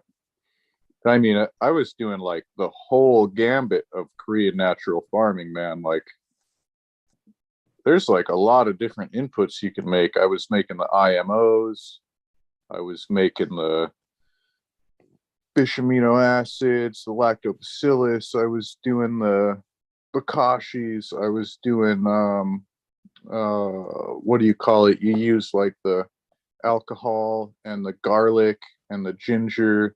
I forget what that one's called right off. I don't know why it's skipping my brain. But, there's a lot of different inputs you can make with the Korean natural farming, and that was about the most complicated I really got with it, to be honest.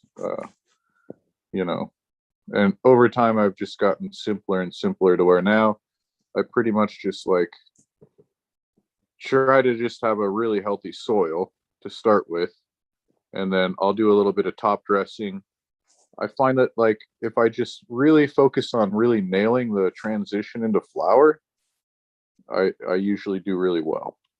So transition, I like to either do a compost tea or use like the recharge microbial super pack a time or two. I'll lay down a top dress.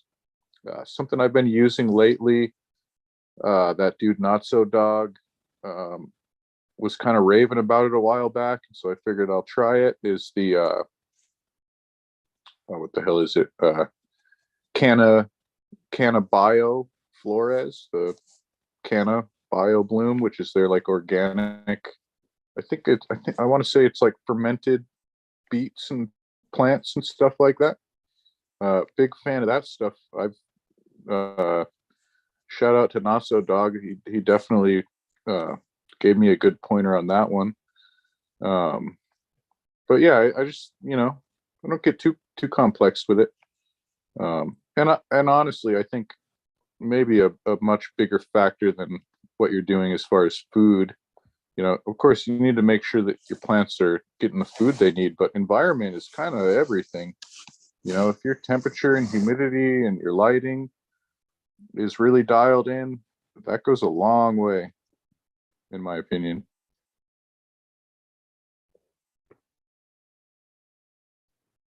I agree too. I completely agree too.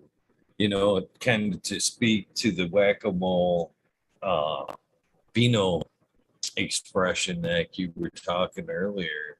Uh, I had something came out of the blue here that I didn't even realize that was happening that affected my environment. Now I kind of talk about to some people, and to some extent, I almost think some think it's laughable, but I honestly think it's one of those things that we're not even thinking about. It's more or less not even on our radar as indoor growers, especially like myself. Well, I was speaking with Mr. Toad during his episode, Oh yeah. and I have been wanting Listen. to bring back the pine back because like I said, I'm a big fan of the pine, especially the pine lime. I do enjoy that, and I've ran pine here in the garden quite a few times. But so I've been trying. Tried to bring it back here the last year or so, and everything that I brought into the garden was not expressing pine at all. Maybe at best, in the slightest. It was coming out more, and again, now it's a running joke. So if you're ever in a chat or whatever, and you kind of see the dragon fruit being discussed, more likely there's someone from this community, and they're talking about the pine terms, and that's what comes out here. That's what I'm getting. Instead of a pine, I'm getting more of a dragon fruit type terpene base on all, not just one, not just one. I could see it being a fluke thing if it was one cultivar that came through and it was like, okay, yeah, that one's just got pine. That's just, dragon fruit. That's just its profile. But I've had plenty of people send stuff out that's, oh yeah, this is pine. This is pine. I've had Xmas here. Tiger King showed somewhat of a nice slight pine profile. I had the J2. I've had all kinds of pine cultivars come through here. None of them really hitting that pine. So this is where Toad comes in. Well, I'm talking to him, and he helped me out figure out what was going on. Thank you, Mr. Toad. Well, so the same time that I decided to bring the pine back into the gardens here, I pulled up, there used to be fatigue mat all over this floor. Say, so fatigue mat, like the workout mat. Yeah. Okay. Okay. All over this floor. And prior to when the fatigue mat was down, I never had, that's when I was able to get that pine lemon terpene out of anything I grew, that had that. So I try to bring them back. Fast forward a couple of years, I pull up the floor and I try to bring the pines back, right? And I'm not able to get them. None of the cultivars are expressing. And at this point, that's where it's kind of getting laughable here.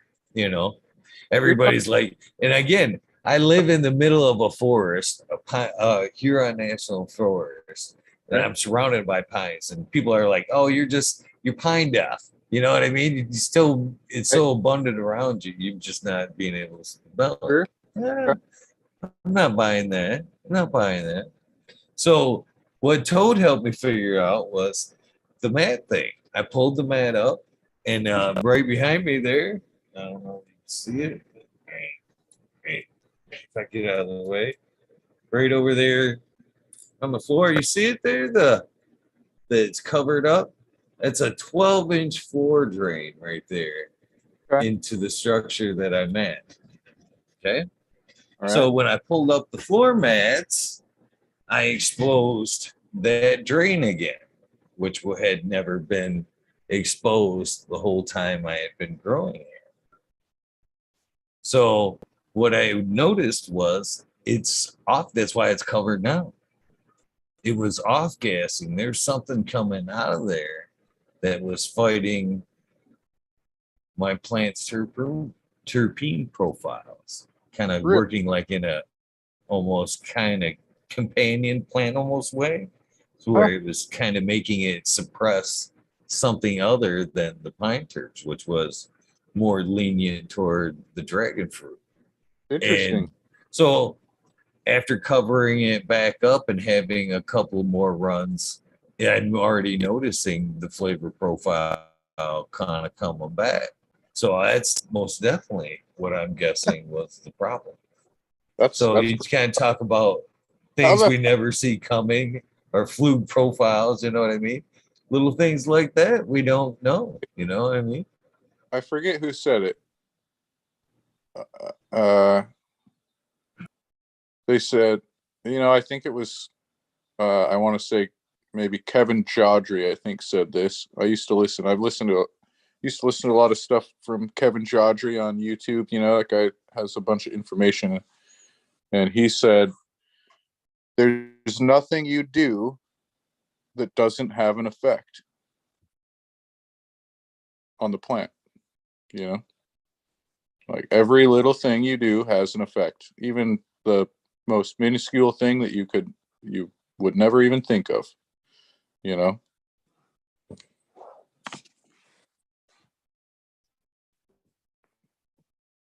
I agree. I totally agree.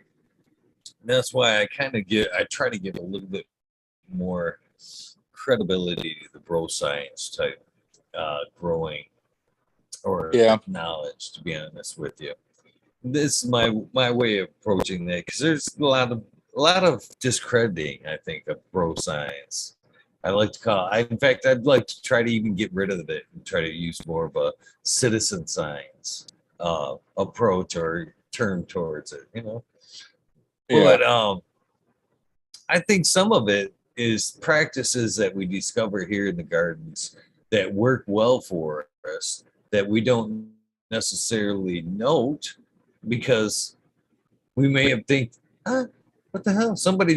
It worked so well. Somebody else has had to already figured this out. Why note it? You know what I mean? Just right, kind of run with the practice, keep repeating, repeating, repeating.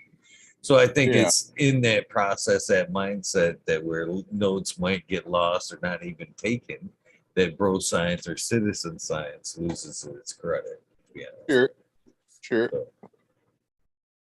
So, what kind of? It looks like you got some high pressure sodium back there going in a like a 4x8. It looks like.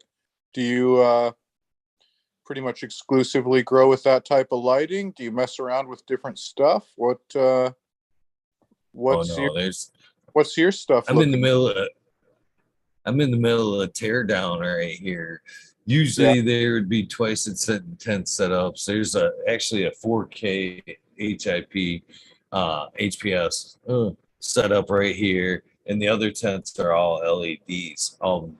So mixed spectrum of different lights, but HIP, the HPS, excuse me, wow. I HI love, man, the things are old as hell. Why replace them? And they're still producing. So use until they die, right? man, man. I thought I was close at one point this year, but no, they fired Yeah. right back up after a storm. I thought I lost a couple of them. They fired right back up. It just the fuse. Power surge kind of situation or something. Yep, yep. Yeah. We always joke at the shop because it's like Alaska, or I don't know about Alaska in general, but our locality here, we've got like just kind of pretty shitty power grid. Some of it, I mean, a lot of it's really old and not the best. And in the middle of winter, especially when we have big snowstorms and whatnot, we'll have a bunch of power outages, and we get a lot of power surges. And man, we will sell so many fucking bulbs in like the following week after a power outage. We'll have like 40 people come in and get new bulbs or new ballast and shit. It's like we're kind of like, yeah, shout out to our shitty ass power grid here, making us serious cash every time we have a power outage. Yeah, that's pretty much a problem up here. That's when I moved up here, it was quite frequent. I got used to it. I bought 4 generators to kind of just keep the grow going. But that Right. doesn't work with these lights, man. The HPS don't get fired up. by Yeah, generator, man. They too much that's wear and tear right. on the LED. equipment and the generator. Yeah, the LEDs are no problem. Have you ever seen one taken out from a surge LED? I haven't yet, but No, I haven't. I actually I haven't had. I've never seen any light taken out from that myself. Um, I've had pretty good luck with all that, to be honest with you.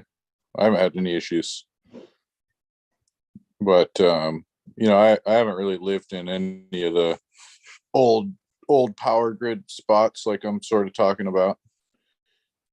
Some of the digital ballasts won't even work in certain people's houses here because they've got a lot of protections built into the ballast. So if your power in your house is a little weird or fluctuates and whatnot, they'll just turn off.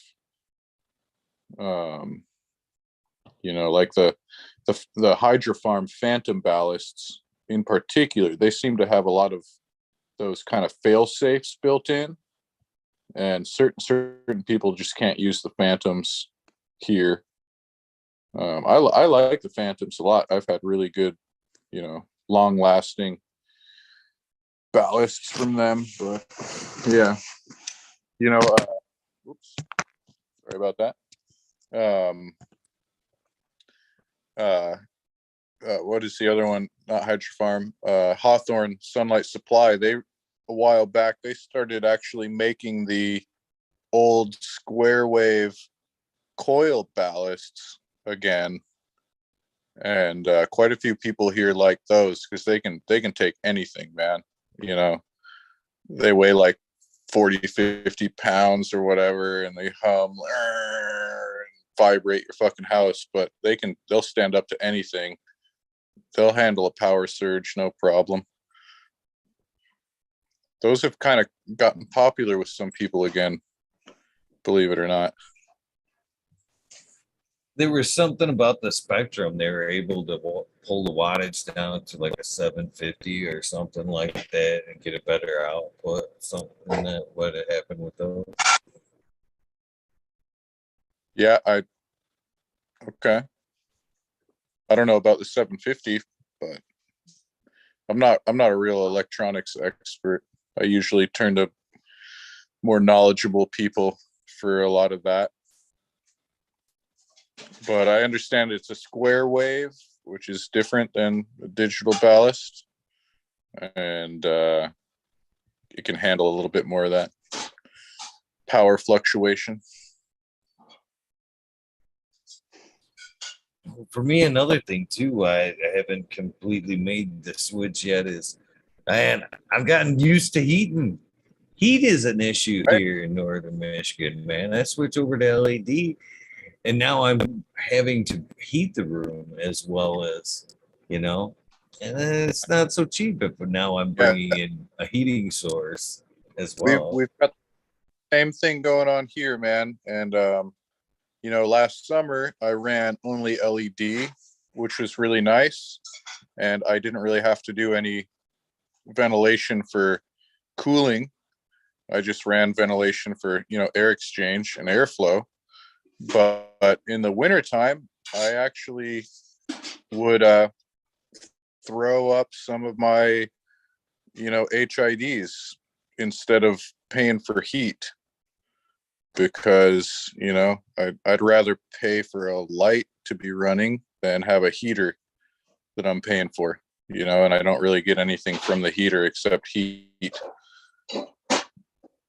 Same deal here. It gets cold. And then Yeah, the I've LED. always tried to use the heat myself. I'm sorry, I didn't mean to cut you off. It was the delay. Oh, I was just going to say the LEDs. A lot of them, they don't have the infrared light, so they say you're supposed to run a little bit higher temperatures with LED, so you actually heat the leaf surface of the plant, which because you're not getting the heat coming off of the light warming up the plant. So yeah, it's like HPS, you run more like maybe 75 degrees, where they say, I think some of the LEDs now are actually incorporating like infrared diodes, I want to say, and kind of combating that. But you want to run a little bit warmer with LEDs for healthier plants, but they don't generate that heat. I've been kind of switching over to LED in the last year and a half, and I was a big skeptic. I wasn't in a rush to really even try it, and I was pretty reluctant to go down that road, and I have been a bit lately. They've definitely come a long way with the technology. It's I'm really happy with them now, and the cost of entry has gone down enough where it used to just be astronomical to even buy them. Why would you spend $2,000 to light a 5x5 area when you can do it for like $300 or $400?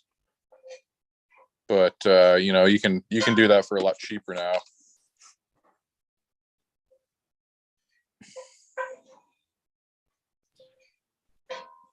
Yeah, well, I find another plus to the LED, getting into the LED thing, is just power. Being able to, as a home grower, be able to do more with the little bit of power that we're provided. These larger growers can upgrade their power draw there, but most of us are limited to, like, on average 100 to 200 amp panel. And LEDs provide a lot more space, that's for sure. Yeah.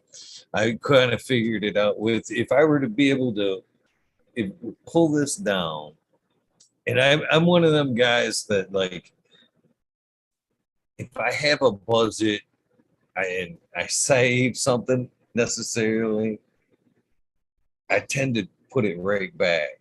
You know what I mean? Or upscale in some kind of way. So what I figured out, if I were to take these down and still, because I'm used to paying for that power draw, you know what I mean? Yeah. I'm like, I'm already used to that budget. So if I went LED, I could blow up that area. The same amount of power draw, I could have almost 3 times the tent. So I could have, 6 tents, 4x8 tents going for the same draw, the 2 4x8s with the 4K running through it. You know what I mean? And at that point, it's like, And then also, you don't have to replace the bulbs. And as we both know, man, that's a lot of money over the years. And, most people replace their bulbs.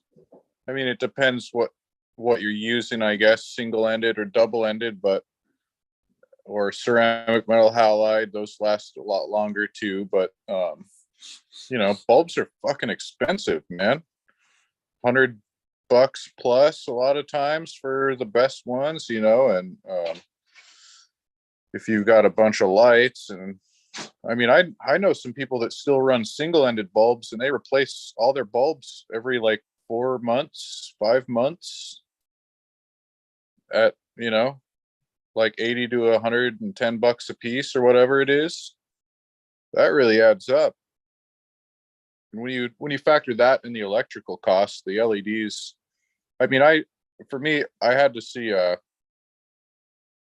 good quality come out of them as well. I wasn't going to go for all that cost savings if I wasn't impressed.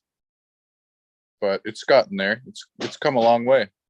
I remember those goofy little round, blurple purple LED things that were, god damn, man, I want to say they were like $600 or $700. I've got a few right up here. I'm afraid. Garbage.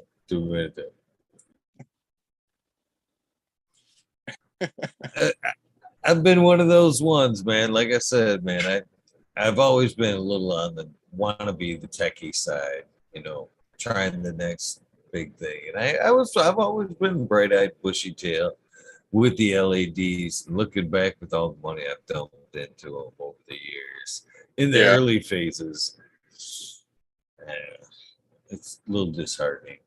These days, I agree. They're a lot better. I'll be making the switch 100% at some point. My my my, my lady's over here just chuckling at me right now. You are too, don't lie.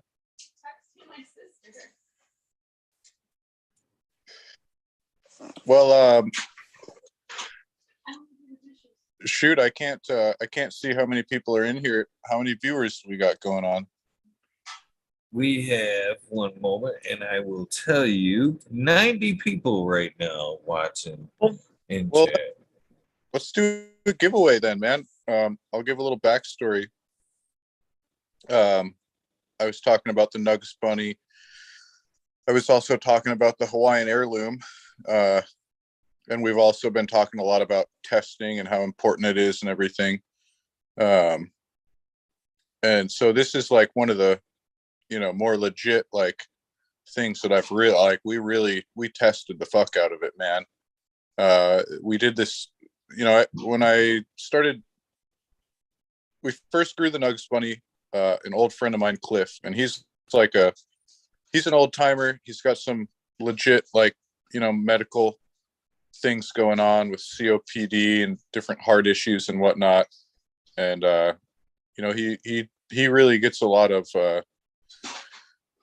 I would say happiness and quality of life from the plant. And he's one of the people that I really I really like helping the dude out. And I've watched him like really learn how to be way better of a grower in the last several years. And I love going to help the dude out. I mean, because we don't really know how long he'll be around anymore. He could just croak any day, man. He's got some like serious health problems, but really nice dude, really friendly. He's got a pretty nice little personal grow set up. And he was the first person to actually grow out the Nugs bunny. And we were just, I mean, me especially, but him too. We were just like blown away, man. We popped a whole bunch of different seeds, and like the Nugs bunny definitely outshined everything. I mean, every single plant was fucking sweet. I mean, and to this day, I have not found a bad plant in the Nugs bunny, and I actually have the Nugs bunny challenge. I've only got at this point like I think 8 packs of Nugs bunny left, and somebody's going to get one tonight. And I'm working on the V2. I'm selecting a new male because I didn't keep that male. But if you can find me a plant that is garbage in Nugs bunny, I'll just hook you up with like 10 packs of whatever you want. But you won't be able to do it. It's really that good of a line. And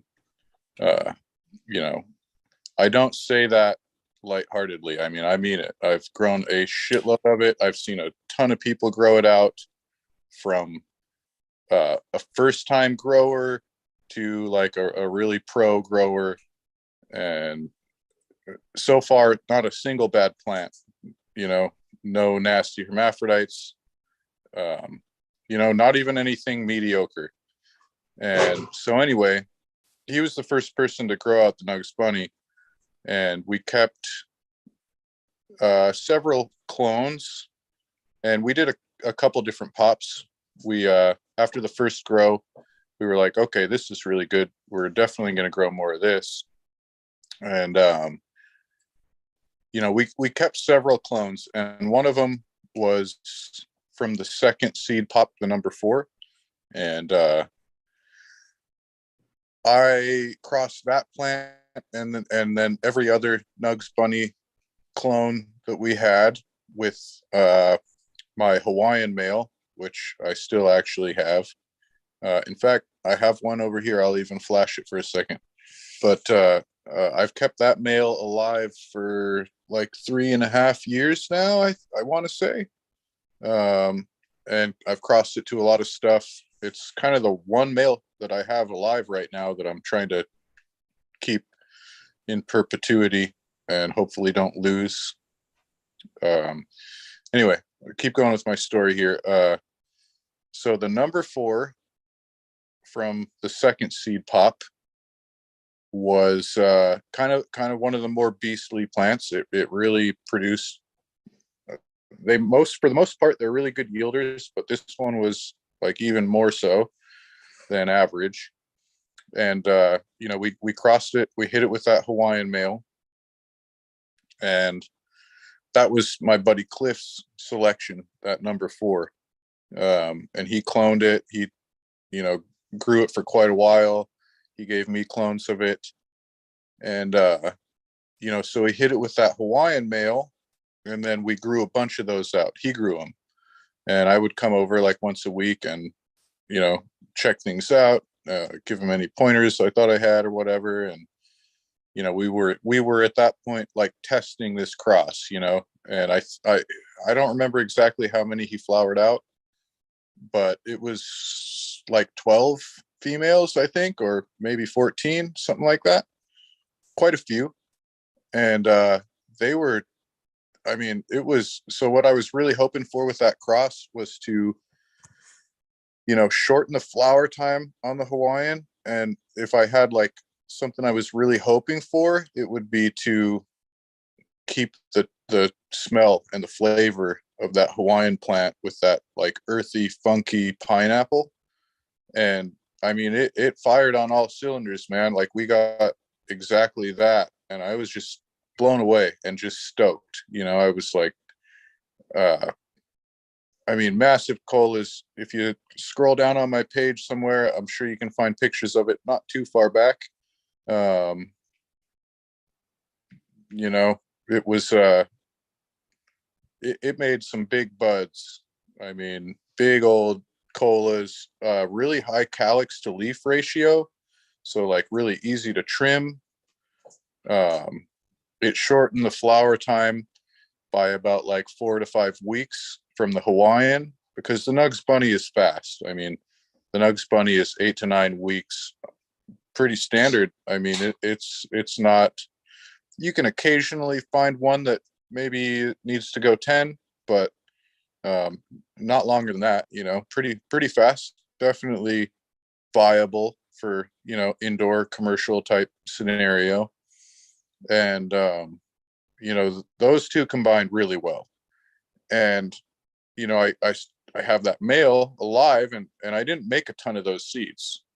All told, I think like somewhere in the neighborhood of like 120 seeds. And we did that test run, and I was just like, dude, this is excellent. This turned out just the way I was hoping. No intersex traits, really photogenic plants with nice resin production. Kind of all the qualities that I was really hoping to find. And it was like, damn, it passed flying colors. And we get done, and I'm like, cool. So Cliff, let me grab that clone so I can make more of these. And he's like, what? I'm like, yeah, the Nugs Bunny number 4. Let me grab that clone from you. And he's like, I don't have it. I'm like, what do you mean? He's like, I don't have it. You have it. I'm like, I don't have it. You're telling me you don't have it? He's like, no, I don't have it. And I'm just like, oh my God, you gotta be kidding me, man. You don't have it? No, I don't have it. Well, I don't have it either. And I'm just like, fuck. we did all that work, man, and I thought he had it. He thought I had it, and neither one of us had it anymore. And so it was just one of those things. It's like, well, it was really, really great, but we don't have it anymore. And so I couldn't remake it. I still have the male, but I don't have the mother. I have other Nugs Bunny plants. I have other crosses with the same male made from other Nugs Bunnies that I'm sure are going to be really exceptional. maybe even better. But we don't have any more of those. So I'm like, okay, whatever. It happened. We learned a lot. Communication is important. And that was a prime example of the importance of communication. And so I can't make any more of those. And so I kind of went through what I had. And I had exactly 80 seeds left. And so what I'm going to give away tonight is a 20 pack of that cross. And I'm also going to give a pack of Nugs Bunny and a pack of the Hawaiian heirloom. So I kind of thought, okay, it was a failure in the sense that we did all that work and now I can't remake it. So I'm going to try to do something cool and fun with that since it was such a good success. And I had some t-shirts made. I had 4 t-shirts made, numbered 1 through 4, with the pack numbered along with it. I named it Manana Daydream. Manana, I don't know if I'm even fucking pronouncing it right, but it's an island off of Oahu. I don't know if anybody watching knows this, but rabbits, bunnies cannot survive in Hawaii because they will eat the local vegetation. And there's some, the common vegetation, they'll die. They basically don't know what's poisonous. And they like, you can release rabbits in Hawaii and they, for the most part will die, poisoning themselves, eating just the local vegetation. But there was this one island which just had no trees on it and like grass, and they released rabbits there, and for years and years there was rabbits on this one island. So that's the island, Manana. And so that's why the Nugs Bunny crossed with the Hawaiian.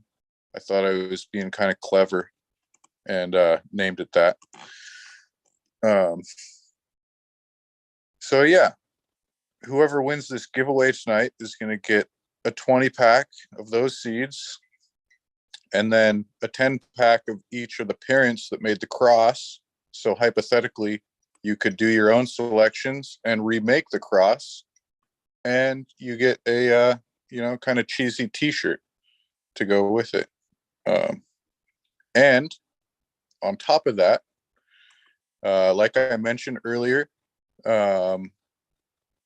Speakeasy Seed Bank tomorrow is going to be dropping some alien genetics, and my buddy, who is also an Alaskan, Blaze It Panda, Cloud Hidden Seed Co. is his company. He's kind of just getting off the ground now, about the same time I am. His work is definitely different from mine. His stuff is feminized. He's doing reversals. He's been working with a lot of CSI Humboldt's stuff. And, I believe he used a male from, I can't remember the company right off, but he used an underdog Urkel for the reversed female to make the pollen. And he made 3 different crosses. He made the wolf eel. He made let me grab him. I don't want to get this wrong.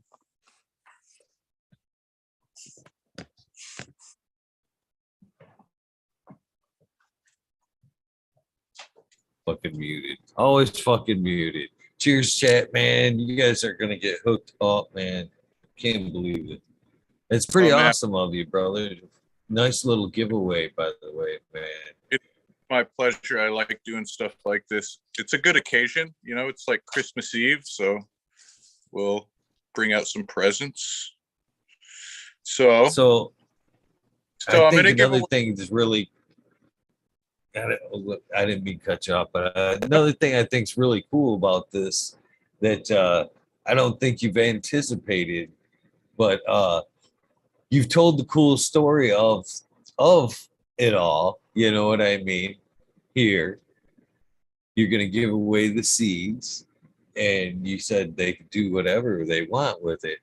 But here's the part that I don't think you've anticipated is that they could actually go back, clip out the story, you know what I mean, all the way to the win for verification for future purposes. You know what I Right. mean?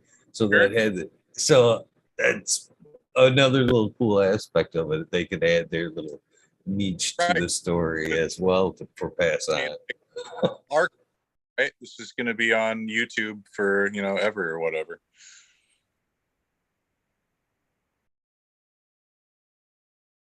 All right. So here's a T-shirt.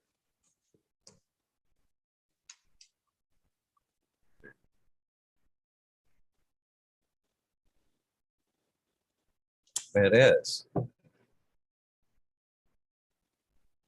Sorry, it's kind of dim in here. My living room is weird. We don't have any lights in the living room. So as it's like getting dark, it's just getting dark. I'm fading out slowly. All right, so you're gonna get the T-shirt. You're gonna get the Nugs Bunny crossed with the Hawaiian heirloom. You're gonna get a pack of Nugs Bunny, and you're gonna get a pack of the Hawaiian heirloom.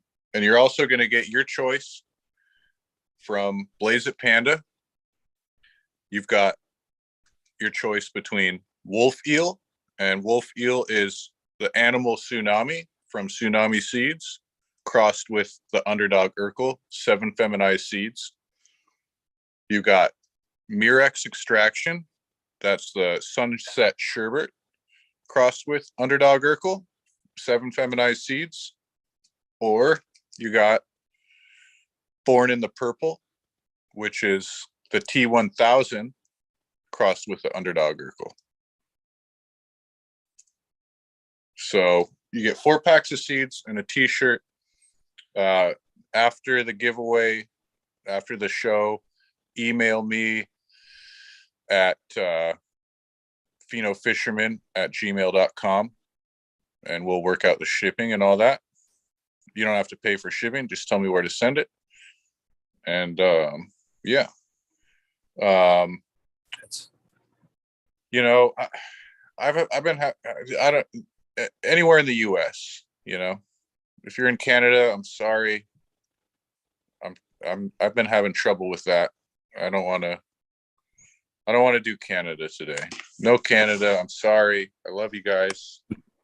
I got some good friends and people in Canada, but just within the US for today. Right. So we'll just do a random number. I'm going to go get a piece of paper and do a random number generator, and I'll write it down and fold it up so I'm not cheating. And then, everybody just guess one number. Don't guess twice, just one time. And if everybody guesses and nobody gets it, then we'll do a second round of guessing.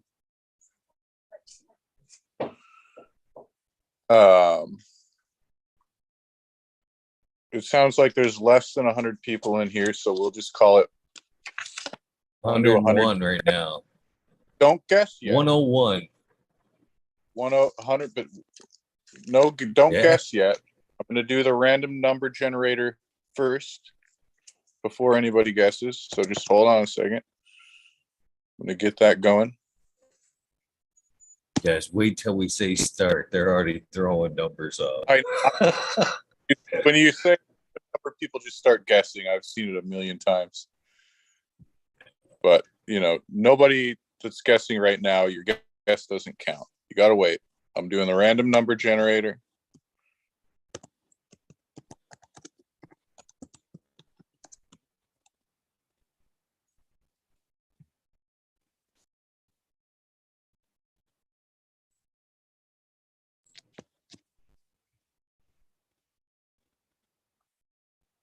Okay. Oh my God, this is the perfect number. This is the perfect number, man.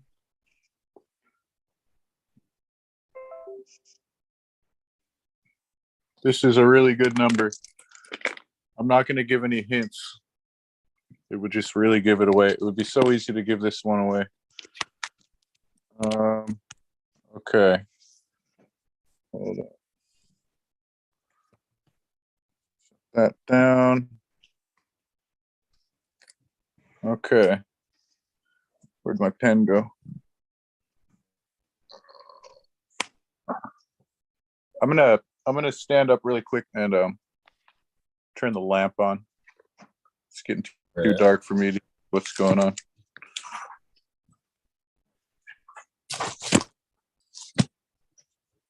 I can't believe the sun's still up over there. Holy shit. Oh yeah, we're heading toward long days, man. It's like, what is it, 10?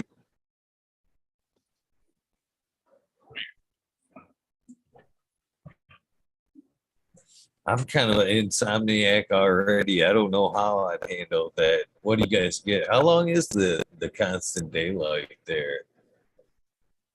Well, the longest day of the year is pretty much, I mean, it doesn't really get dark, you know? No. It kind of goes dusk. There we go. Thank you, honey. All right. I'm writing down the number that I pulled off the random number generator. Tear it off. I'm going to fold it up. I'm going to stick it in my hat right here.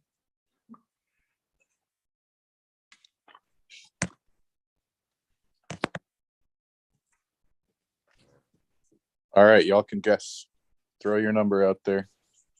Oh, wait. All right, I'm going to put the comments. I'm not going to know how are we going to do I'm looking. it? I can see them. I'll put start in chat. I don't know what the number is, though. Let's see. Let me message you. You can give it to me in Zoom, yeah. Here. I'll hit you with the Zoom chat. And you'll see it. Okay. Now you can just give me the number through there. There we go. Okay. So, okay. Basically, I don't know if you want to agree with this. Usually when we do these, we go a minute and a half. I'll give them plenty of time. Are we getting a cap from 0 to 100, 101? All right. That gives you that gives you good odds of hitting it first off.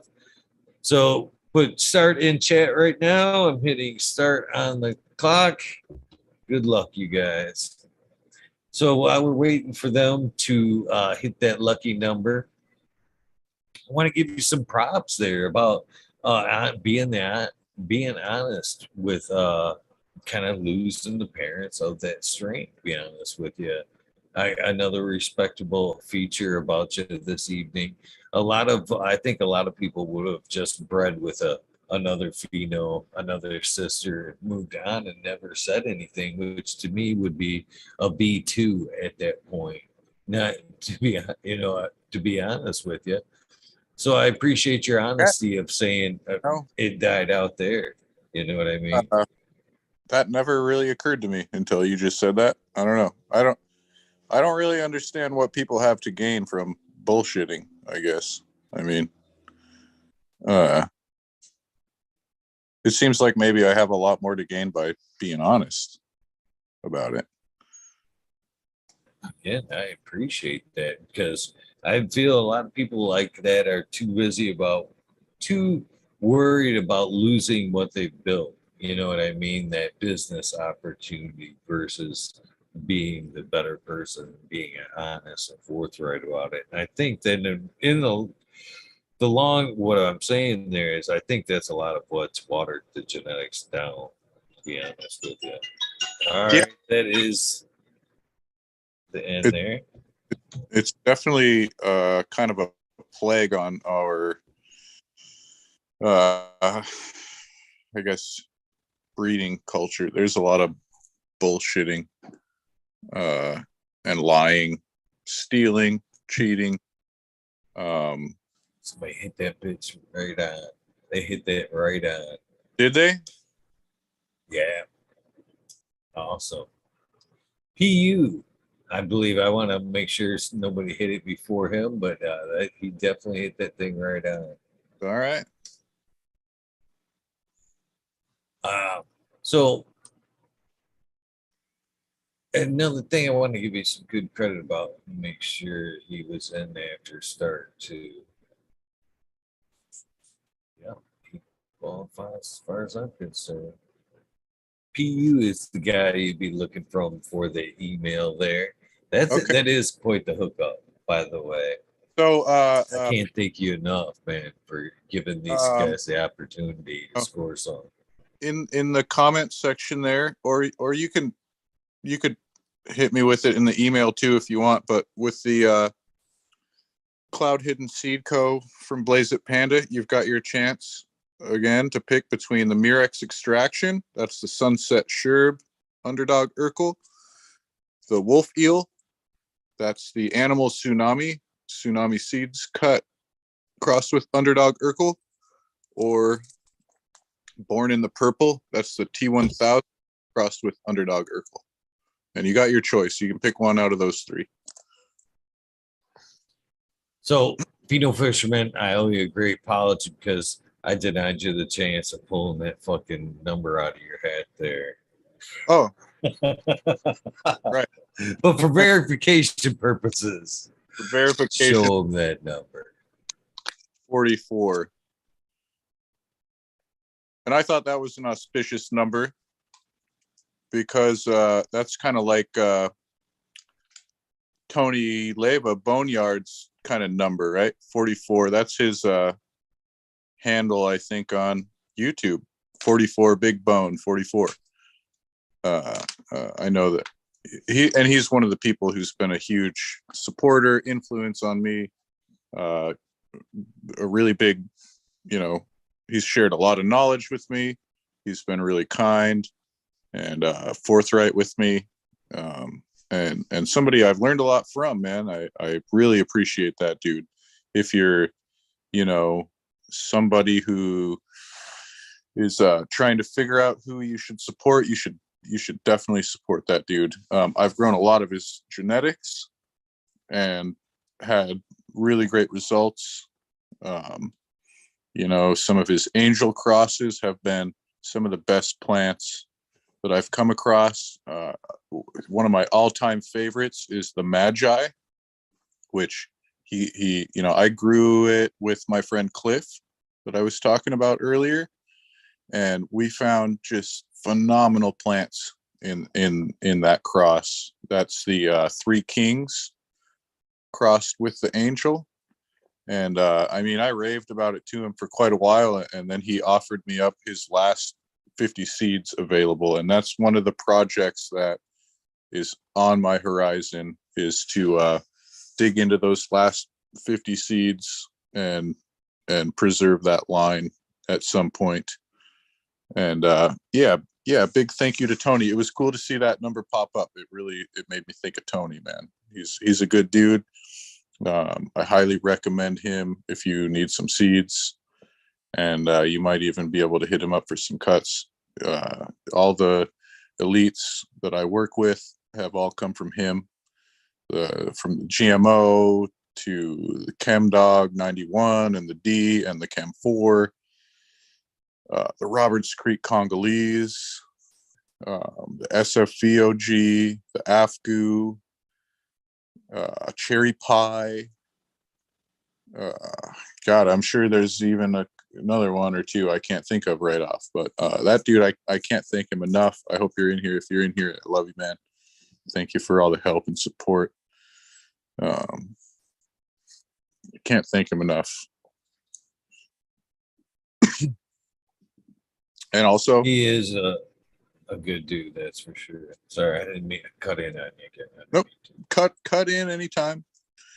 We're just talking shit. I'm about to take a bong rip, and I'm having a good time. Can keep talking story for a while. It's only like a little after 10 here, so I'm enjoying myself, and it sounds like you're in for a long haul. So, keep talking story for a little bit. I'm totally here. I've been waiting. You've definitely earned that bong hit. Please do. Please do. If I start zoning out, you'll know what's going on. That happens to me a lot when I do things. Like it's happened to me probably 4 or 5 times going live, bullshitting with Tony, Filial Feel, Boneyard, and I start smoking, and then pretty soon I'm just like, I gotta get out of here. We'll talk to you later. Right at. But heck yeah, what are you grabbing for? You want to let us in on what to be grabbing for? Well, I kind of have here. This is just the bottomless jar that never gets empty. It's mostly Afgoo in here, but there's all kinds of stuff in there. I'm not even sure what I'm going to smoke yet. I can usually tell what it is when I pick it out if it's something I've grown, but then also I will chuck in, if only good bud goes in the bottomless jar. If it's mediocre or I don't really like it, it doesn't go in there. It's mostly Afgoo in there. I know there's some GMO in there. There's some T1000 in there from Blaze It Panda. What else? Trying to think. There's definitely some Nugs Bunny in there, a couple different phenotypes. I've got some of the peanut butter in there. That's spelled with 2 D's instead of 2 T's. That's like one of my main breeding cuts. I need to do a lot more work with it. That mother plant has a ton of value for breeding to me. It's the mother of the Nugs Bunny. And, I really regret not having a clone ready whenever I was doing any of the Hawaiian stuff, but I'm glad I still have my male alive. That is probably every time I do a pollination, there's a main goal. And that's my main goal for the next pollination, is to hit the Hawaiian heirloom to that peanut butter.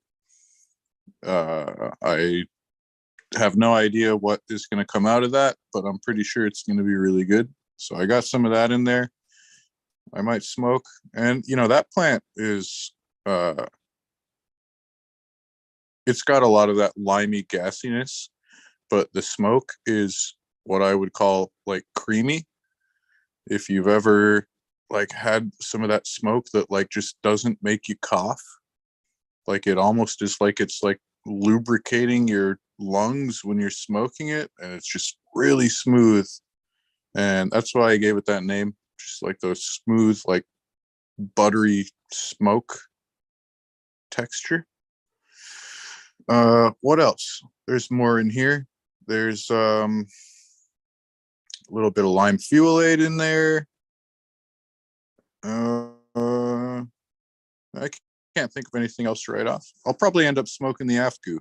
That's kind of my daily driver. What I smoke the most in the last year is Afgoo. Like I was saying earlier, it seems to be pretty suitable for all occasions for me personally. It's good in the day, it's good in the night, it's good if I want to relax, it's good if I want to be creative, if I need to get to work. I can't really think of another plant that is that versatile for my own physiology.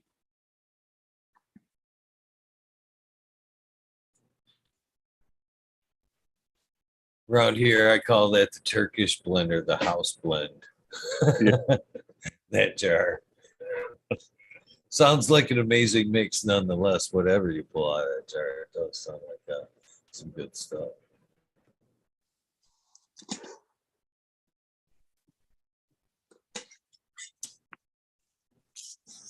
Yeah, take that rip, brother. You much deserve it. I'm curious, what kind of stuff do you got going on in your garden at the moment? Ooh, I am down to 2 strains right now in my garden because I'm fixing to tear down the whole damn thing and move and reset up, which is disheartening. So right now, all I have in the garden are 2 testers from a couple breeders in the community. I have some Maui Soda Pop, which is his Maui Pop times root beer, a root beer strain he has, and then I have Smiley's Gardens or Smiley's Angels, as he will be called in the seed world. Some of his genetics is Sky Cuddler times Ghost OG is what's presently in the garden. So yeah, sadly, that's it. Well, I mean, if you're only going to have 2 things, right?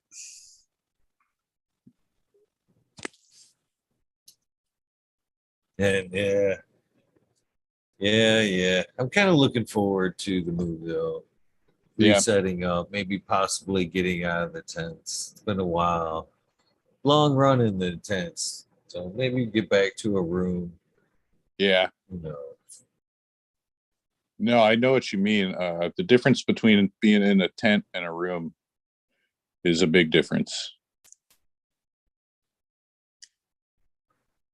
But, I've gotten used to the functionality of it though. We've kind of talked a little bit earlier about like lights and LEDs and being able to juggle the power a little bit. And tents have been able to provide me a larger grow opportunity, I guess, with the power draw that I have. So basically, earlier on when we were talking, back in the big draw days, the HPS days here, when everything was HPS, you couldn't pull that kind of power as a home grower. You know what I mean? All at once, and Yeah. live in the actives in that area as well. So what I've kind of come accustomed to and being limited to area is the flip flop, the day and night type grow, to where when these shut off, the other ones come on. Team click, click, click. Right. And another beautiful thing about that, which again I'm feeling now, switching over to half LEDs, is this whole setup here at one point heated my house. Yep. All of this is being pumped into the house and it picks up just under the cold air return for the house. And basically all I do is run the motor for the heater and it just kind of takes all this hot air and throws it all over the house basically. And with the coming of the LED, my heating expenses for the house went up. So it's a little bit of a bummer. So and then so yeah, things will definitely change in the next situation. Might not be, who knows. Oops. But I'd like to take you back a little bit to what we were talking about right there at the giveaway, and that's kind of what I'll call breeding ethics, if I can say it correctly without stuttering there. Yeah. Breeding ethics, and that's being forthright for what you're putting out there. And so another thing that you said there I thought was really notable that I don't see a lot of, and it falls right under the ethics of what you're putting out. Just because you've built a good strain name and you still have somewhat of the genetics are able to reproduce it, I don't necessarily think it should fly under the same banner. You know what I mean? Even as the opportunity you gave PU here, offering mother and father, hopefully if he does recreate that strain, he Yeah. puts it out as the same name, but recreated by my version of, you know what I mean? Give a little Yeah.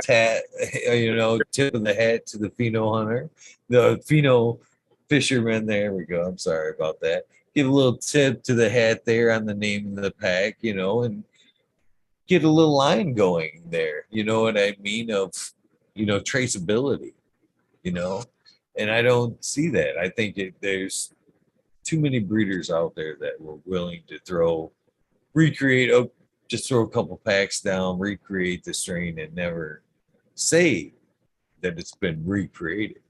Yeah, So what I'm getting at is, again, some more props to you, and it's something I'm a big advocate for, is keeping parents, especially the father.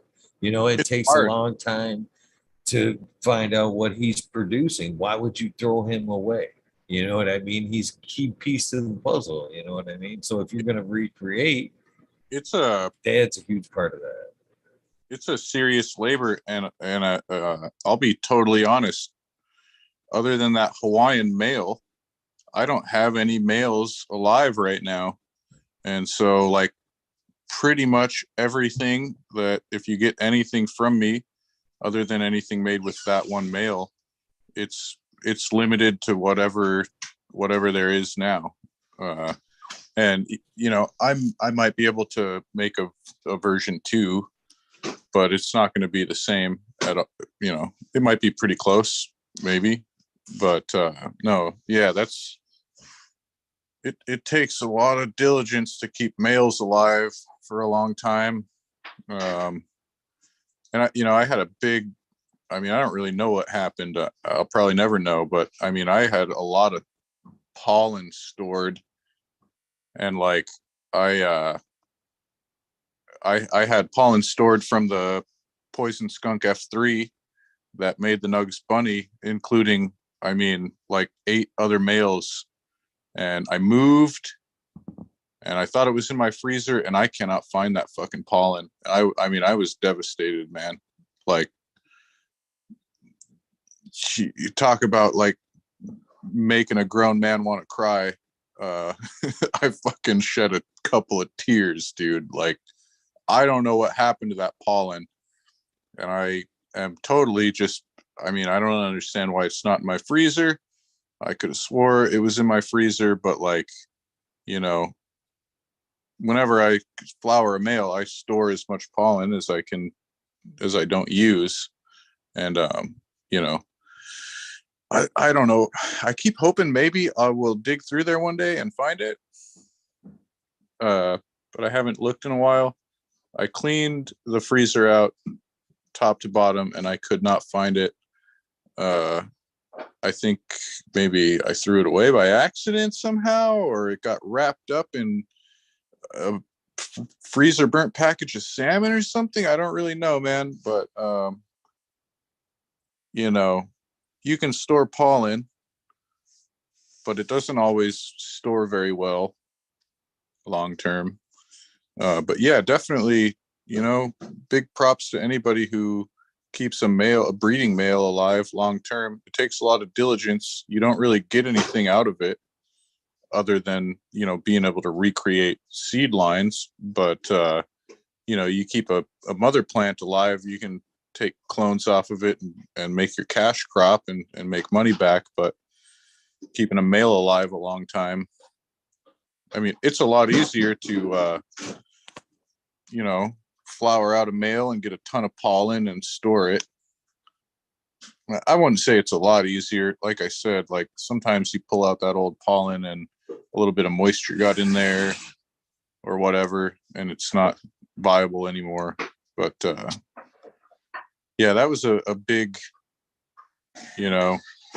speed bump and a setback for me. Was I don't know what happened to all that pollen. I moved, and I went to pull it out one day and I couldn't find it. And usually by the time I realize how good a male was, it's long dead already, because you flower it out, you do your thing and make the seeds, and it's at a minimum it's probably like 4 to 6 months before you test any of those crosses out fully. And then by that time you've had to keep this male alive all this time. And it just, in an ideal world, I would have an infinite amount of space and, you know, an infinite amount of money to pay electrical bills and just be able to keep everything alive forever. Hell, if I had infinite resources, I'd have like a couple employees that, you know, like their dedicated job was to just make sure all the moms and dads were healthy and taken care of. But, you know, life is not like that for almost anybody, and certainly not for me. So keeping a just one male alive is kind of a feat in itself. And yeah, I very much agree with you. I know for a fact that, you know, there's a lot of lines from, you know, some breeders that, you know, the name stays the same, but the parents definitely change, one or more, if, you know, if not both. And yeah, that's just not my bag, man. I don't want to be I don't want to misrepresent what I'm doing. I'm really hoping that with the way knowledge is being pushed these days and actually freely distributed, um, tissue culture will become more of a thing, to be honest with you. That same freezer or refrigerator that you keep in your pollen in will be test tubes, you know what I mean, and mother and fathers, and you'll be able to cleanly recreate.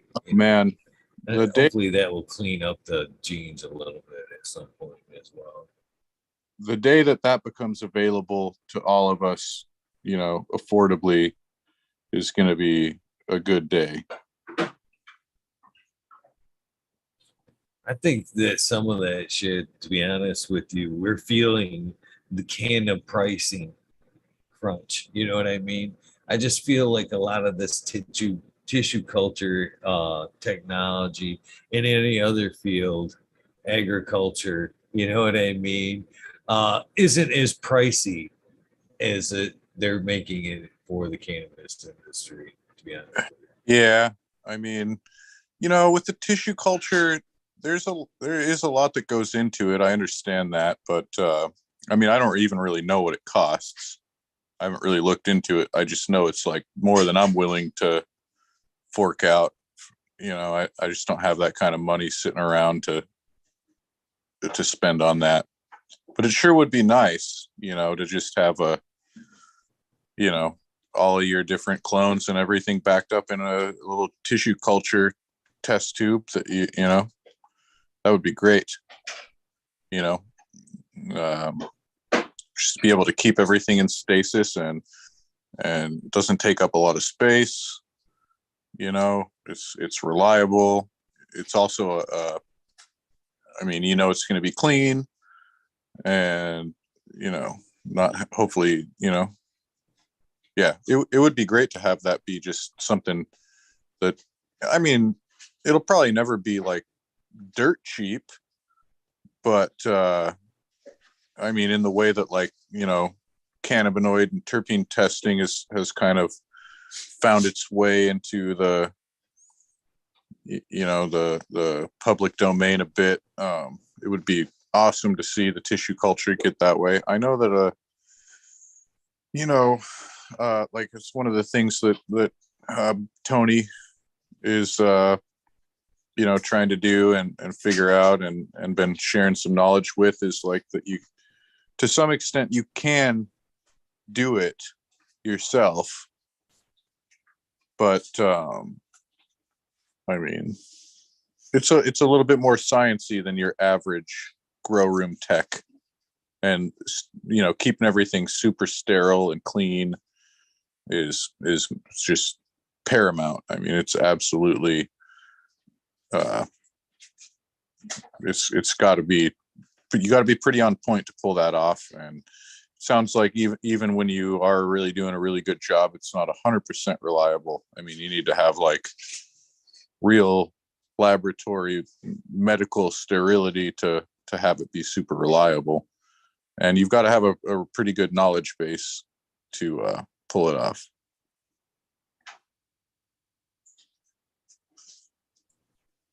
Yeah, I agree to some extent there, but as far as like the price availability of it, uh, it was Rafter Grows. I don't know if you've ever heard of him. That is in the Kkin community. I know it. He's done a few episodes on this channel about tissue culture and how to be able to set up and kind of do it at home. Uh, Very informative, and I think that maybe at some point it may, be a home scale thing. I'm hoping anyway. I Yeah, feel that the mushroom cultivators will help lead the way yeah, because from what I understand, that's a pretty cleanly process too. And right. I think once you've maybe adapted that into your grow, a lot of people are, you know what I mean, that they'll just have that clean room, you know what I mean, available for tissue culture or whatever. Who knows? Well, Yep. future's wide open, you know what I mean? And the knowledge is being crazy dumped right now, which we all got to kind of appreciate. You know, I kind of have to infer that it has to be pretty hard. Otherwise, somebody would have come along and kind of tried to corner the market already. You know, there's a huge demand for it. I mean, pretty huge demand. And I mean, you know, um, I don't know of anybody in my locality that is even available to hire. So I don't know. It must be at least, it must be pretty hard, or people would be making a business out of it. Well, I think that's the problem there, to be honest with you, in my mind, is the scalability of it. To be honest, now think about this. Now, if you're doing it on that scale, you've got to have a huge operation and it's got to have backups on backups, I would think. You've got to offer some type of insurance that, storm, power outage, whatever, Right. your genetics are going to be safe and backed up. So that's a huge cost right there. Space to be able to store it all for X amount of time is a factor. And then the cleanliness on that large scale that you can guarantee that your lab, as they're being pushed, because as you say, man, that's going to be a huge market.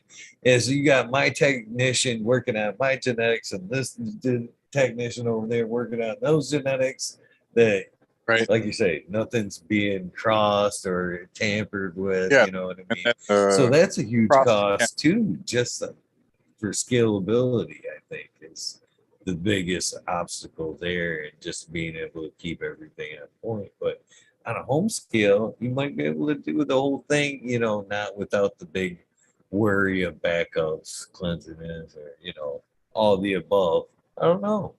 Who Right. knows? Yep. Yep. Yep. I'm hoping that uh, avenue opens up more in the future. For breeding, it would be a huge leg up. And then of course, there's like the meristem tissue culture being kind of like a cure for the hop latent viroid. That seems like I mean, I've been pretty isolated up here. Knock on wood, man. I hope I don't ever come across that, but I hear that's a real bummer that a lot of people are dealing with these days. And tissue culture is kind of one way to, uh, overcome that.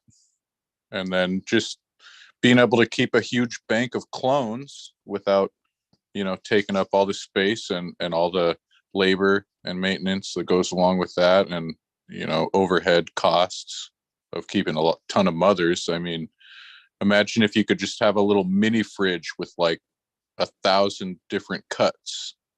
Would just be sweet, man. you know you get sick of the SFVOG, then you can pull out the you know T1000 cross with underdog Urkel selection that you found 10 years ago and haven't smoked in a decade. That'd be great.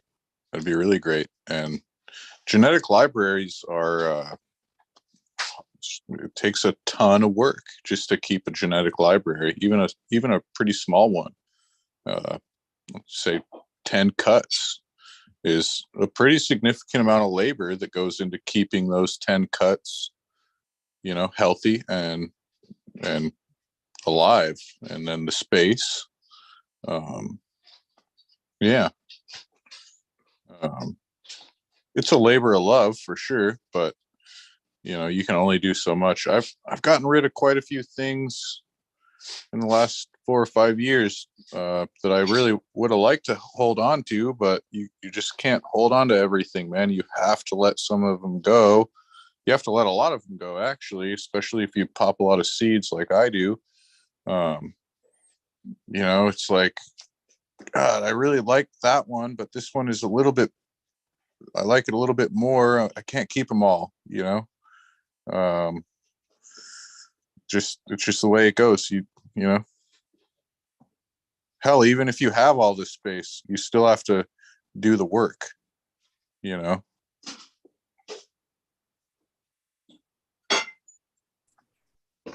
that'd be a nice day right there.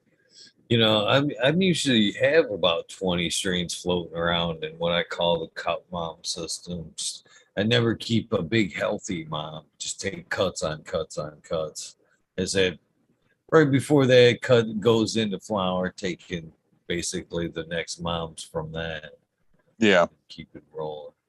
But like you Yeah. said, even if you had an infinite library, I couldn't imagine having a couple hundred moms and worrying about their health and taking cuts of those all the time. Oh, Yeah. yeah. Mad big time respect to, people that are doing that. Like, a lot of them will go unnamed, but, people like CSI, Humboldt. I got no idea what kind of library that guy's got, but it's obviously a pretty big one. That's it's a lot of work.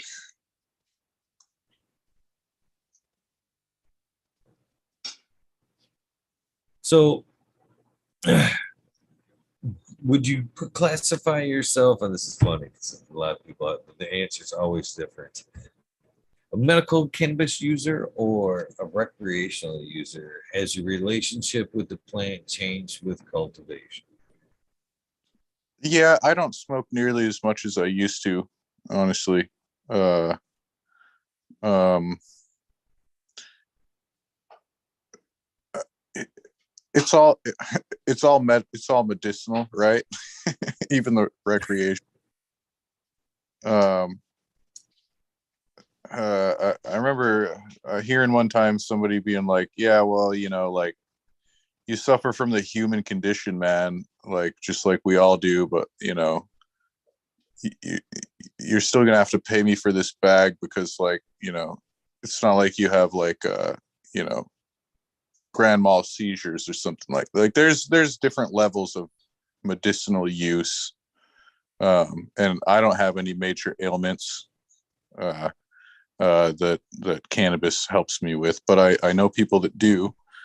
um, and so I would say, for me, um, it definitely makes life more interesting. uh, you know I mainly enjoy smoking for either kind of unwinding and just kind of introspective, um,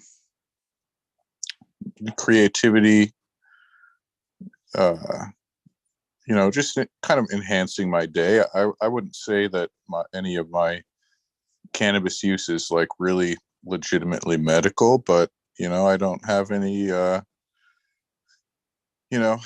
would say if I have any kind of a medical issue, maybe anxiety, but frankly, weed doesn't really help me with anxiety, but it does help me to be more creative. um, and you know sometimes, when you're just really like um, sometimes you can just get really distracted by everything that's going on in your life and maybe feel like, oh, this day sucks or something, and then smoke. And then you can kind of see how just fucking silly it really is and how ridiculous you are. Uh, I appreciate that aspect of smoking, but for the most part, yeah, I just kind of, smoke recreationally, I suppose.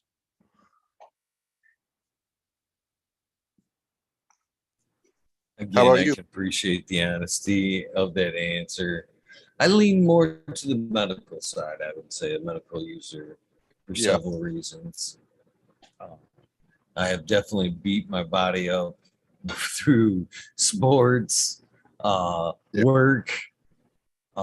So I definitely can honestly say that I use it a lot for medical purposes. Even, when I am swinging the hammer there, I'm not afraid to say that the wake and bake is happening on the way. I've never really felt either way as an athlete or as, skilled trades that it's hindered my ability in any kind of way. yeah, Honestly, without that cannabis, without that wake and bake, me rolling out of that truck would be way harder. You know what right. I mean? To get in motion, get rolling. And at Yeah, that point, exactly. if I'm not happy, if I'm not comfortable, the quality of your job is at risk. You know what I mean? Yeah, That's the way I kind of see it at that. And if I worked for cannabis, I would have to be forced to use something pharmaceutical, which, in my opinion, would put me in a more dangerous spot and risk the quality of your job as I'd be in a pharmaceutical haze, yeah. would put the quality of the job at more risk. So I feel cannabis is honestly a Yeah. better alternative all around. So I can definitely identify with what you're talking about there. As far as, I mean, you're talking about swinging a hammer and that kind of stuff, and uh, I agree, man. I don't think that it really hinders my performance in that regard either. I wouldn't necessarily call myself a carpenter, but I've definitely, you know, I've hung a few doors, I've hung some sheetrock, I've done that kind of stuff quite a bit, and that kind of work is definitely one of the times when I enjoy smoking the most. It gives you the right mindset and the right edge. Well, maybe not every variety per se is absolutely suited to that, but if you have the choice and variety, there's definitely plenty of options for that. And I don't know too many carpenters that don't puff, man. I really don't. And I know quite a few carpenters. so another thing you said earlier on that I is a term that I use a lot describing cannabis and cannabis use. Uh, and I'll throw it right there as it's with your answer is it's all medical, isn't it? Well, yeah, it is when you match it to the another thing you said earlier on is the quality of life. That's the most important part that I think cannabis offers is a good quality of life. Not just for the average person or the people that are trying to use it as a medicine to cure. You know what I mean? If it's even introduced, even in the final stages of life, you know what I mean? If cancer be the ailment and you haven't tried cannabis at the appropriate time, if it can give you a good quality of life from thereafter, that's what it's about. You know what I Right. mean? So, and cannabis And, offers that in a you lot of know, ways. having, Sorry. I mean, for instance, I mean, a really great obvious example is, cancer patients and chemotherapy. Um, I mean, I've known quite a few people who have used it in those instances. That, I mean, it literally, I mean, really makes the difference between having a terrible day that is just full of total misery, and a day that they're able to eat some food and have just like a little bit of comfort. It not to say it's like a um cure all, but I mean, I've seen it. I know some people that it's just made a massive difference, that are going through like really legitimate um you know medical ailments and procedures, and uh that's those are the people who I think the plant's really for, more so than myself. um I enjoy the plant a lot. I especially like working with it. I like consuming it from time to time. Like I said, I've been consuming less, and really in the last month or so, I've been consuming less than ever. But shit, I mean, I used to smoke easily an ounce a week, if not maybe twice that, or God even knows. In my 20s, hell, it was like, let's just fire it up until it's all gone, and then we'll grow some more and we'll get some more, just smoke all the time. So I did plenty of that. It's not like I haven't smoked, but lately I've been enjoying it more by using it less. But there's people out there that get real relief and quality of life from it, and those are the people that the plant is really for, in my opinion. I mean, it's for all of us, but those people get a whole different level, and that's where the anger comes in, and the just disgust at our culture and what we've done with the prohibition and everything, is once you've actually seen somebody you know who's just really, I mean, when you see somebody who's their life is so fucked up from cancer or whatever, that, I mean, just to even be near them and see what they're going through is painful, and how much relief they can get from literally just a fucking plant. I mean, I don't know how people can not be angry and just furious that we've made this weird thing in our culture about this is not legal, or this is not okay. I mean, even now, I mean, it's totally legal where I live, and hell, most of the places I've lived in my life, I've been to Colorado, California, I've been to a lot of the legal states, but there's still a big stigma from a lot of folks, be it people with their points of view, and they still think it's wrong, and you know maybe that's okay for them to think it's wrong for me to do, but it really pisses me off to say it's not okay for that person to do, when they've been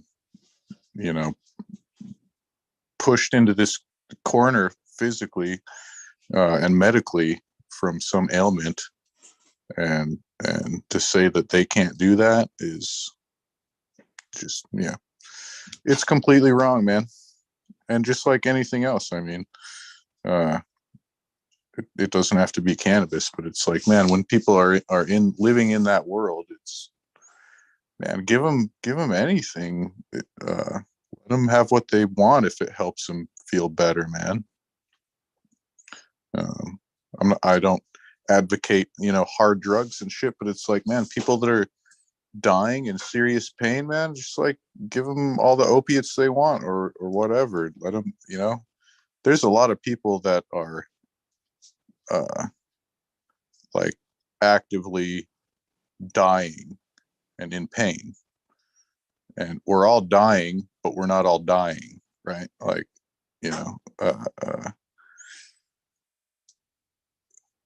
you know as soon as we're born, we're all dying, but then, like, there's people that are like fucking dying right now, and they know that they're gonna be toast in like maybe a day, maybe a week, maybe a month, whatever. um And those people, man, they deserve relief. And it's pretty damn disgusting that we think that they shouldn't be able to use a plant to do that. So yeah, that's my position on medical use of cannabis. You know, I think the recreational aspect is great, and that's what I'm using it for right now. But I think the real value, I mean, the biggest healing part of the plant is the people like that, you know. I mean, people in chemotherapy, that, you know, it's what it may be the difference between whether they're able to eat, or, you know, they can't even like sit next to a plate of food without dry heaving. That's huge, man. Those people deserve that.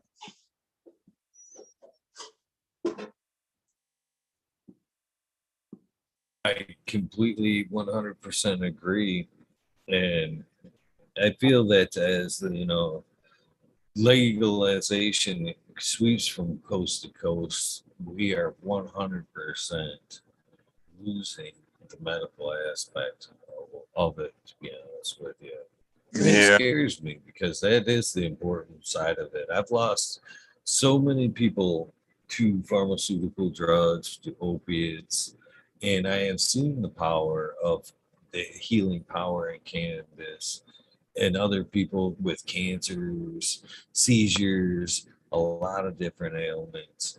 And it's just a shame that it's getting pushed kind of into the background just for recreational use. And I Yeah. really feel that once it gets its hold Good in, point. we're not even going to have a foot to stand on.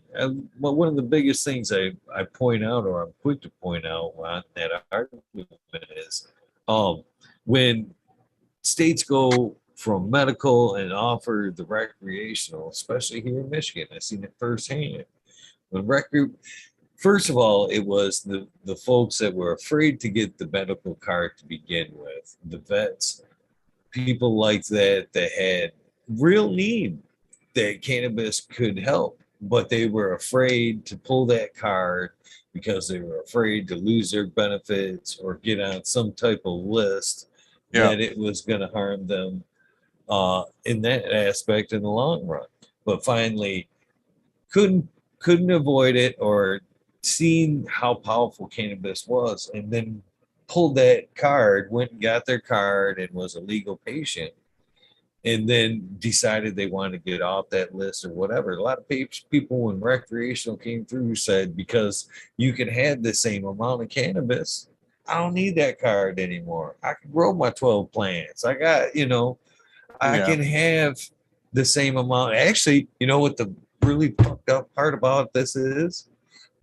If I were to just take my card, my medical card, cut that fucking thing up right now, throw it in the garbage, I could legally possess more cannabis as a recreational user than I can as a medical patient. Yeah, that's pretty lousy, man. And 12 plants here in Michigan, I can grow whatever I produce.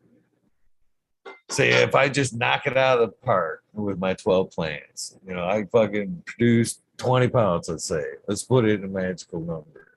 Okay. Fucking, I can have that 20 pounds. I can put that right in the fucking closet. Hell yeah, recreational. I puff all day. But as soon as I call that medicine, I'm allowed to have 2.5 usable ounces of cannabis. That's it. I didn't know that. That's kind of bizarre, isn't it? That's really bizarre.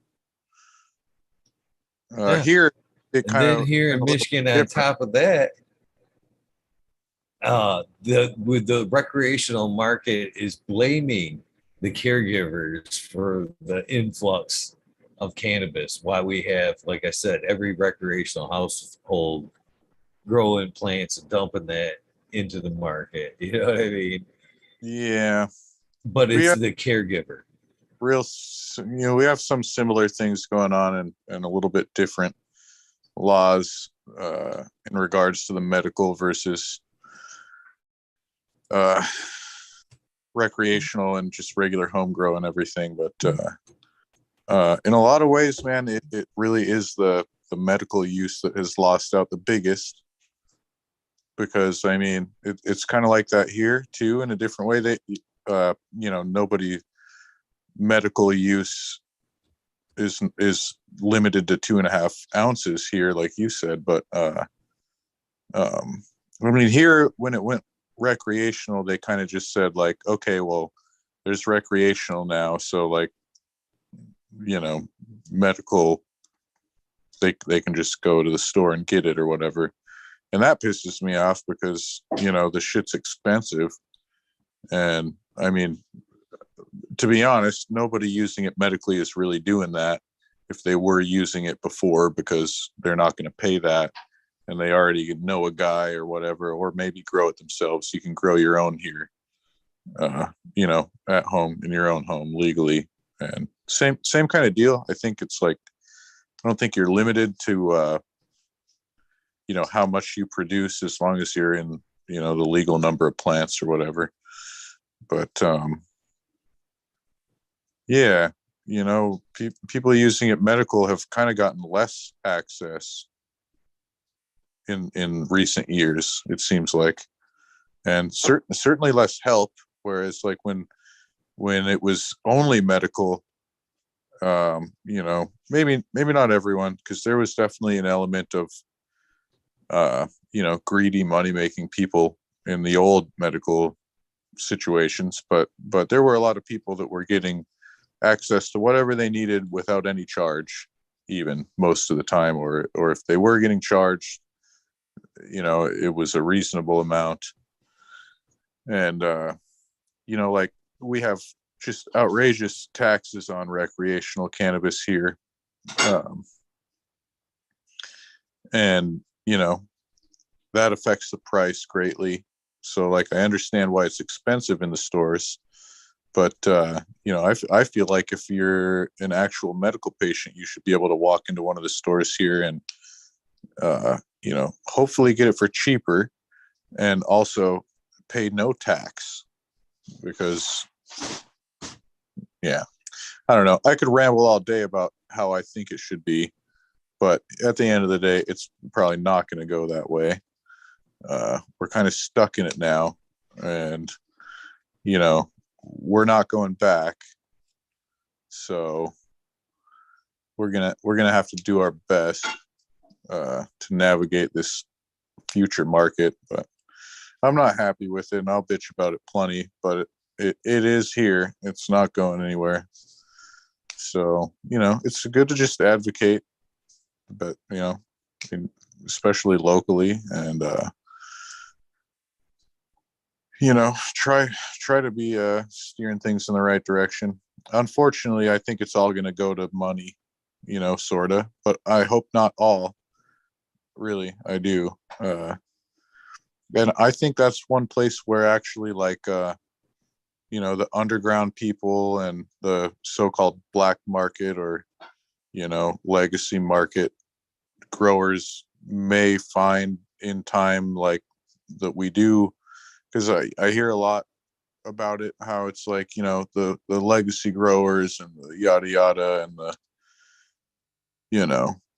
founding fathers, so to speak, are all getting pushed out. And it's like, well, maybe, but maybe we also still have a place, in the sense that we are quickly becoming the only people that really have this perspective.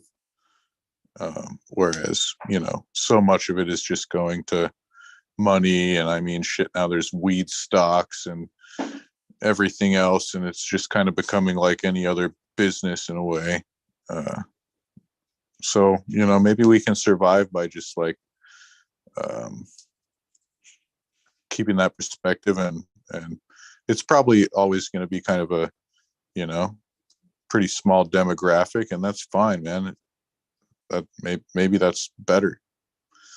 But I highly encourage people to take that perspective a little bit, and kind of think of it like, as we move into this next decade of now weed is just all about money and making a business and vertically integrating and, you know, building an empire and yada yada, which, I mean, that's fine. Everybody has to make money and pay their bills, and we all have families to feed and houses that we have to pay for and live in. There's nothing wrong with, you know, commerce, but you know, maybe we can all keep this thing alive a little bit for what it's really, you know, good for. And that's like we were leading into with all this, like the main thing is, you know, don't forget there's people out there that aren't just trying to get stoned. You know, there's people out there that, you know, their day is way better today just from using some medical cannabis. And you know, we should, as a group and culture, we should like really define what that is. We shouldn't let lawmakers and bureaucrats and even fucking doctors let us decide what medical cannabis is. Like we should, you know, we should really be clear about what that means in the whole range of what that means, because you know, we're missing a lot of it, and we kind of always have been, and there's still like plenty of room to improve with that aspect. Yeah, we should be the ones to do that, man. Don't let the big money win, man. They can make all the money they want, but you know, they're only really going to win if we just accept that that's all it really is. And at the same token, don't be afraid to make money. I'm not, you know, I'm trying to survive, and I'm not trying to say I don't want to make any money off of the plant. I, you know, definitely have, and I intend to, but don't forget, like, you know, that fucking guy who you went to high school with, you know, don't really see anymore, that's fucking dying on a couch with like $500,000 in medical debt just last week, and you know, fucking just feeling like he's, you know, there's people that are not in good shape, man, and it helps those people a lot more than it helps us, man. But that was a nice, good rant. I'm gonna step away for a second, and I'll be right back. Right on, no problem. Cheers to everybody. How you guys doing in chat, man? I deeply appreciated this guy's answer. As I was thinking about him telling his giving us his answer there, I was thinking about the past episodes, and I was getting ready to ask him about what he was passionate about, or could he direct his answer to something that needed his attention too. But I think that answer was good enough, to be honest with you. So, heck yeah, I love to see the passion in people for cannabis. This gentleman most certainly has it. What are you guys smoking on in chat? I see Bingus has joined us. Cheers, Mr. Bingus. Justin Bean, PU. Congratulations again on that win. True Serum, cheers to you. Appreciate you. Modern Genetics, Chiba, man. I'm sure he's appreciating that awesome guest if he can see it. Hopefully he'll go back and check out some of these comments. Donkey Kong Kingdom, cheers to you. Hopefully you're enjoying the show. Who else we got in chat? Southern BT, how you doing, my friend? Cheers to you as well. LP Endo, cheers to you. Hopefully you'll be popping in at some point today as well. And that goes for all you past guests. Hopefully we will see you throughout the day. And again, that question will be directed towards you at some point. What are you passionate about? Is there anything you'd like to take this 420 to open people's eyes up about, or direct some attention towards? No, I will be asking. So cheers to you guys on that. 710 Connoisseur, cheers to you. Blue Kiss Gardens, cheers. Can't believe we still got 87 people watching at 3:13 in the morning, Michigan time. Cheers, you awesome folks. Tropical cocktail, Miley Jungle. It sounds pretty good there. Yellow flower. Cheers to Johnny Candice for fucking being the trooper he is. Freshly out of surgery yesterday. Still hanging out in chat, smoking his crazy Uncle Josh. Hell yeah. Be careful on that, Johnny. Don't you be coughing, hurting yourself now. Yeah. Well, yeah, but I mean, you want to moisten the noose a little bit too. Cheers, everybody. He'll be happier once What they say, giving away weed in Canada. You never know. You may have a Canadian guest on that might give some cannabis. You never know. And I do appreciate the Canadian system of being able to send cannabis in the mail. That is pretty freaking awesome. I have to trim the roots 3 inches.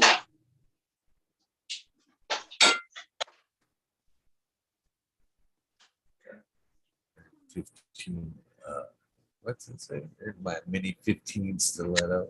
Cheers. Zippy Benhedio. I ain't even gonna try it. Cheers, Zippy. Your name's too long. Cheers, Zippy.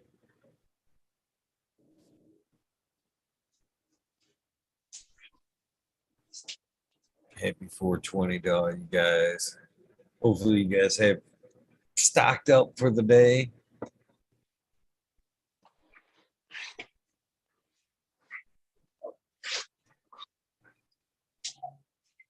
Weed's been sent in the mail indicated for a long time.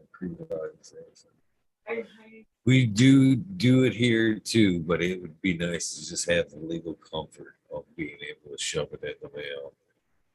No worries. All right, I'm gonna call it like this. I'm gonna go until midnight. I'm gonna take a bong. Just wish everybody happy 420, and then I'm gonna call it. What else we got in chat? Mr. Beckett. Mrs. Beckett, maybe? Cheers. That's crazy. That's what I said. I think that's what it said. It's not ready for giveaway. I know I am harvesting some of my seeds, Chiba Man, and I know Smiley is close to harvesting his, but they're not ready for today's giveaway. But there will be seeds given away throughout the day, Chiba Man. So cheers to that. Hopefully we'll not walk away empty-handed. Do like I just did. That's that 103. Cheers to you.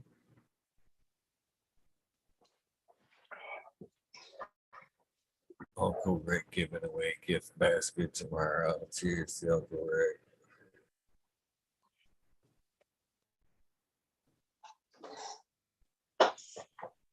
Well, I'm making a quesadilla.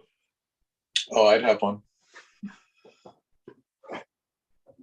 Oh. All right, I'm back.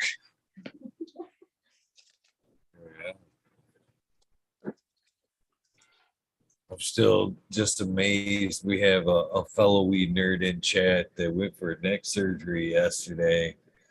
Not only did he go for a neck surgery yesterday, but he managed to fucking log in to the weed nerd world last night from the hospital.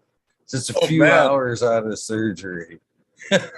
Still in the hospital bed and everything. Just checking in. Tonight he's in chat. Toking along. He says he's taking baby hits, but definitely smoking along, watching the show. Impressive. I'll say.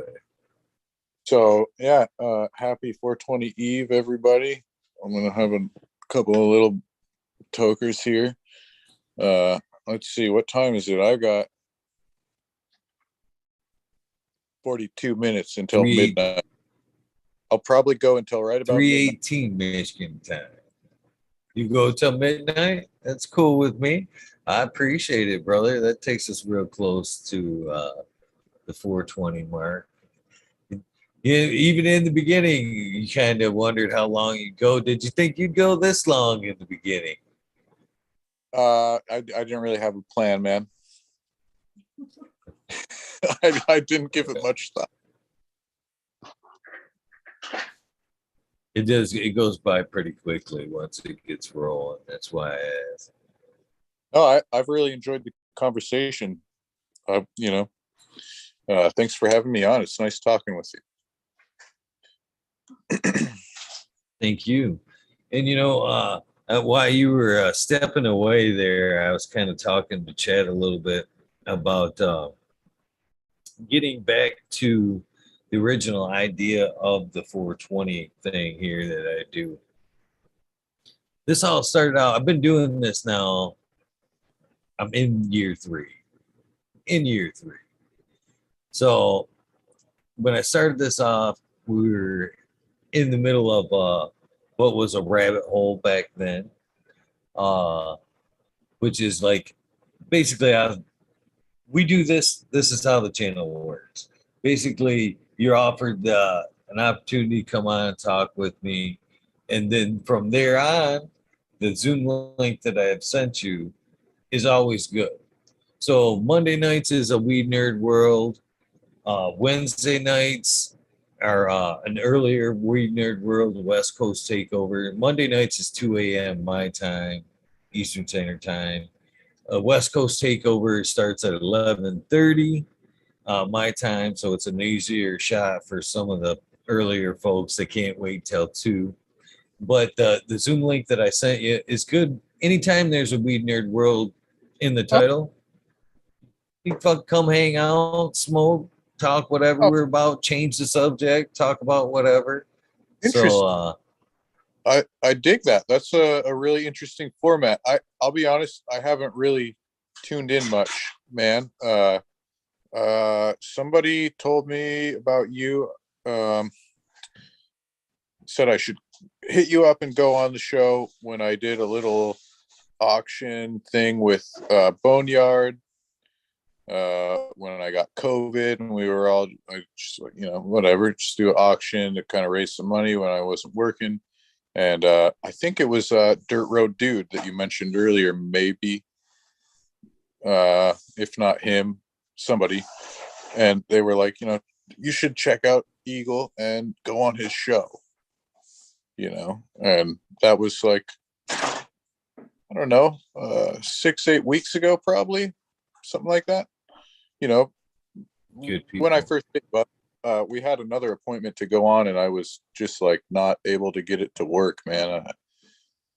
We have lousy ass internet up here a lot of the time, and so in what I had going on before, I couldn't make it. I'm sorry about that. But whatever, we made it. That's cool. I like that. I noticed that you had, like, as I was scrolling through your YouTube, you have some, episodes with like the name of somebody, and then a lot of Weed Nerd World.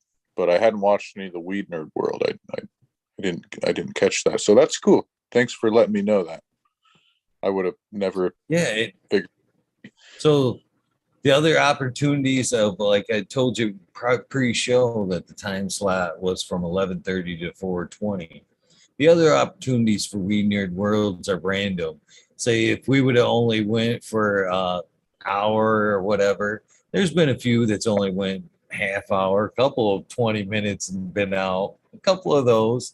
But whatever it is, I just kind of tuck and roll, and I reopen up with the Weed Nerd World, and then past guests help me finish out the night there. So there's a chance of a Weed Nerd World any night, but Monday and Wednesdays you can pretty much count on if you want to come hang out.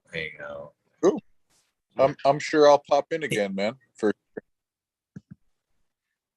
They've evolved too, as you look back through the channel through the 621 that we're labeled at tonight is very deceiving, because buried in between much of those episodes are, say, a 621.5, which would be a Weed Nerd World. So they don't get their own number. They're buried in between. So there's really like 1,200 some episodes in the last 3 years. So You're at it yeah, regular. And you said yeah, about yeah. Oh, you cut off there. So, and then I've done a few 24-hour episodes. This is I've actually done a few Christmases, a few Thanksgivings, Halloween episode.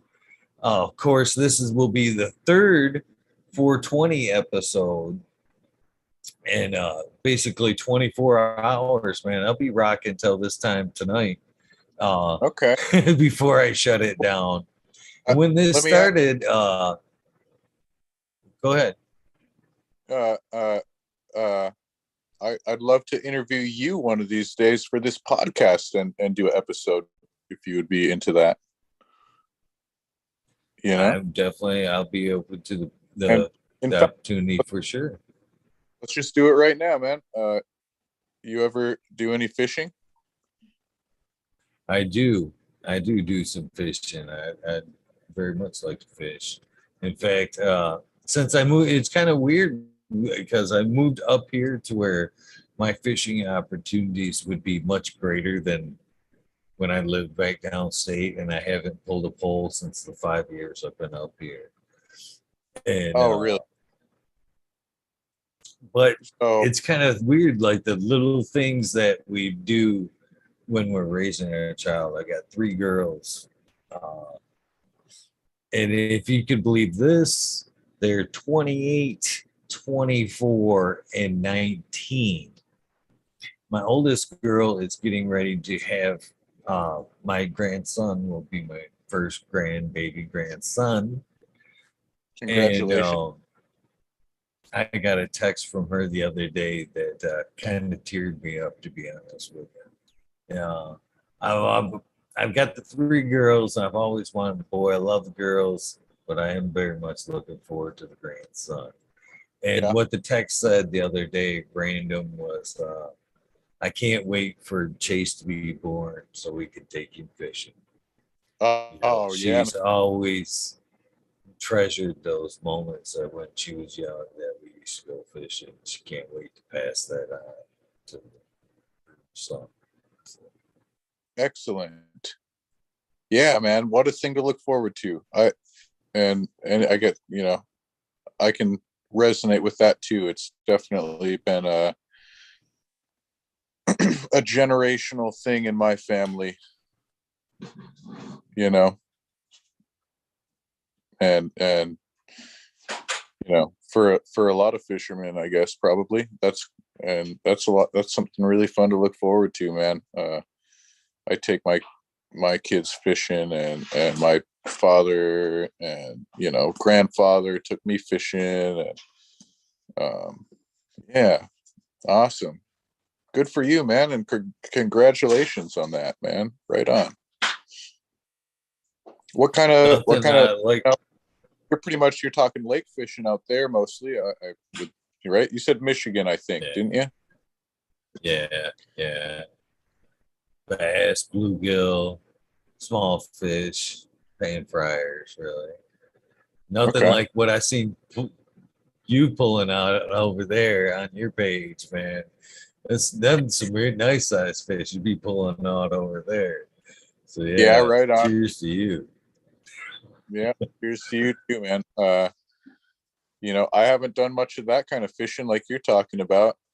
Um, we do a little bit of ice fishing up here, but I don't really get out to do it that much. I didn't get out a single time this year, which usually never happens. I usually go a couple of times, and I really wanted to this year. It just didn't pan out.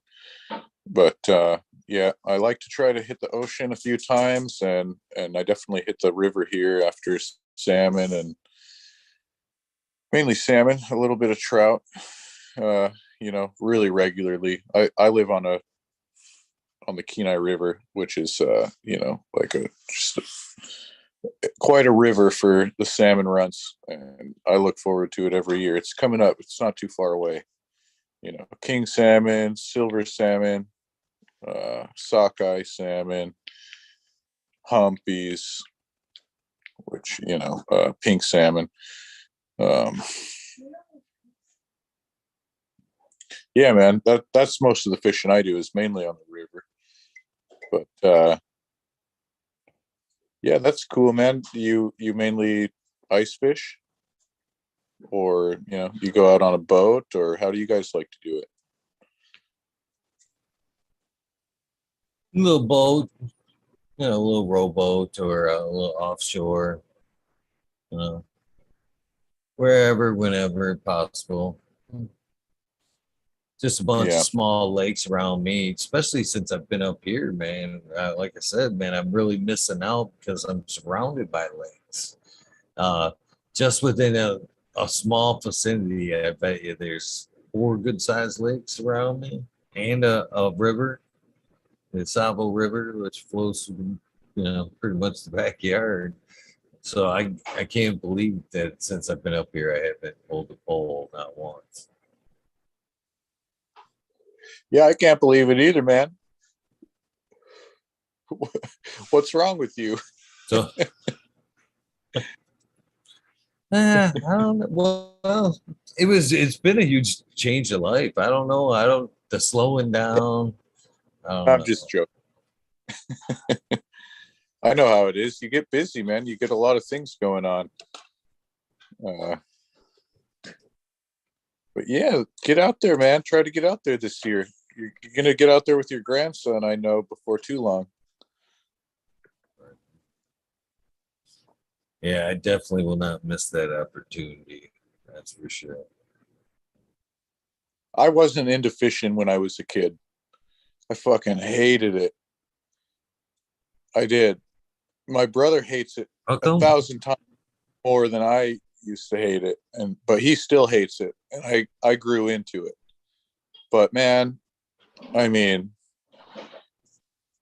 between all the adults, man, it was just like they were taking us fishing a lot sometimes, man. And you're like a 5 or a 10-year-old kid, and they're like dragging you out on a boat in the rain, across lakes, out on rivers, and you're like, ready to go play video games or something. Like, they used to take us out a lot. I hated it. My brother still hates it, like I said, but I've grown to really love it now myself. Oh my God. Sorry. Yeah, now I love it, man. I look forward to it. But yeah, the adults, some of the adults in our life, when me and my siblings and relatives were growing up, man, they would haul us out to just do some crazy shit. I mean, some of it I wouldn't even want to do now. I definitely remember like wondering if I was gonna die a few times before I was 10 years old. And I didn't die, so that's cool. But like we have a lake here that is kind of on the edge of a big mountain range and a huge lake. And sometimes this lake can be like an ocean. Like, the wind suddenly picks up off of the mountains, and then you're in like breaking swells in the middle of a freezing cold, glacially fed lake. And a lot of people get out there sometimes because it also happens to be a great lake to fish on. Huge lake trout, rainbow trout, the salmon swim up there and spawn and go to smaller estuaries, and really good fishing lake. But I remember being out there with my brother and his dad and another fella, and it turned into that.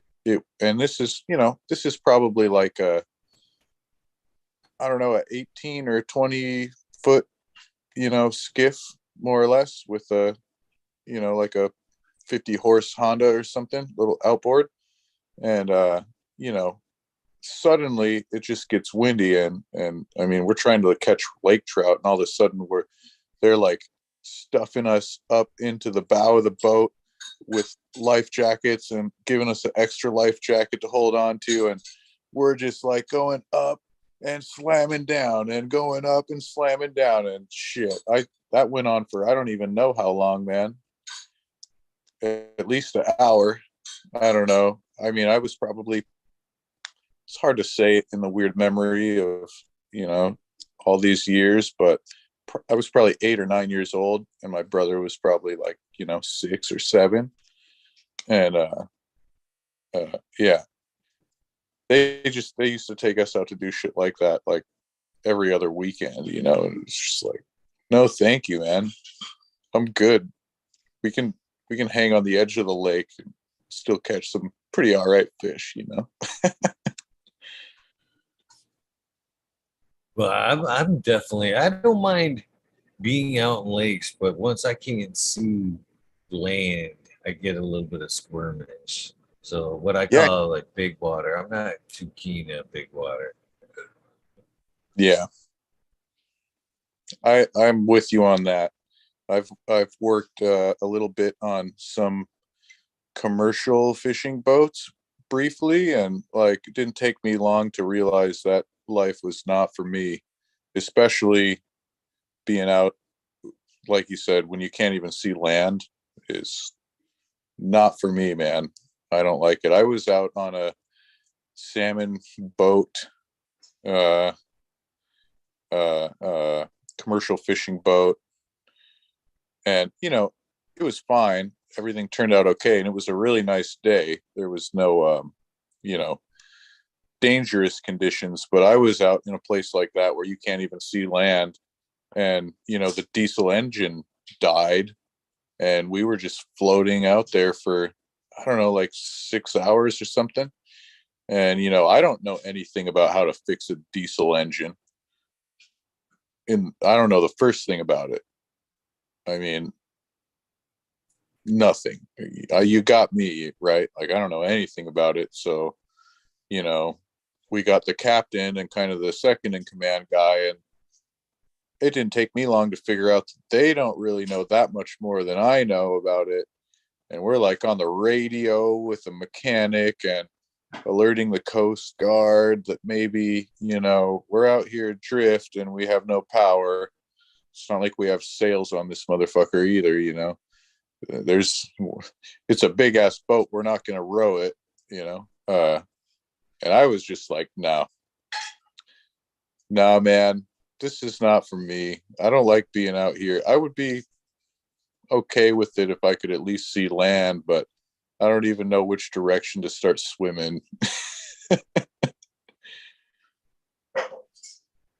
Yeah, Some people, even more so at night.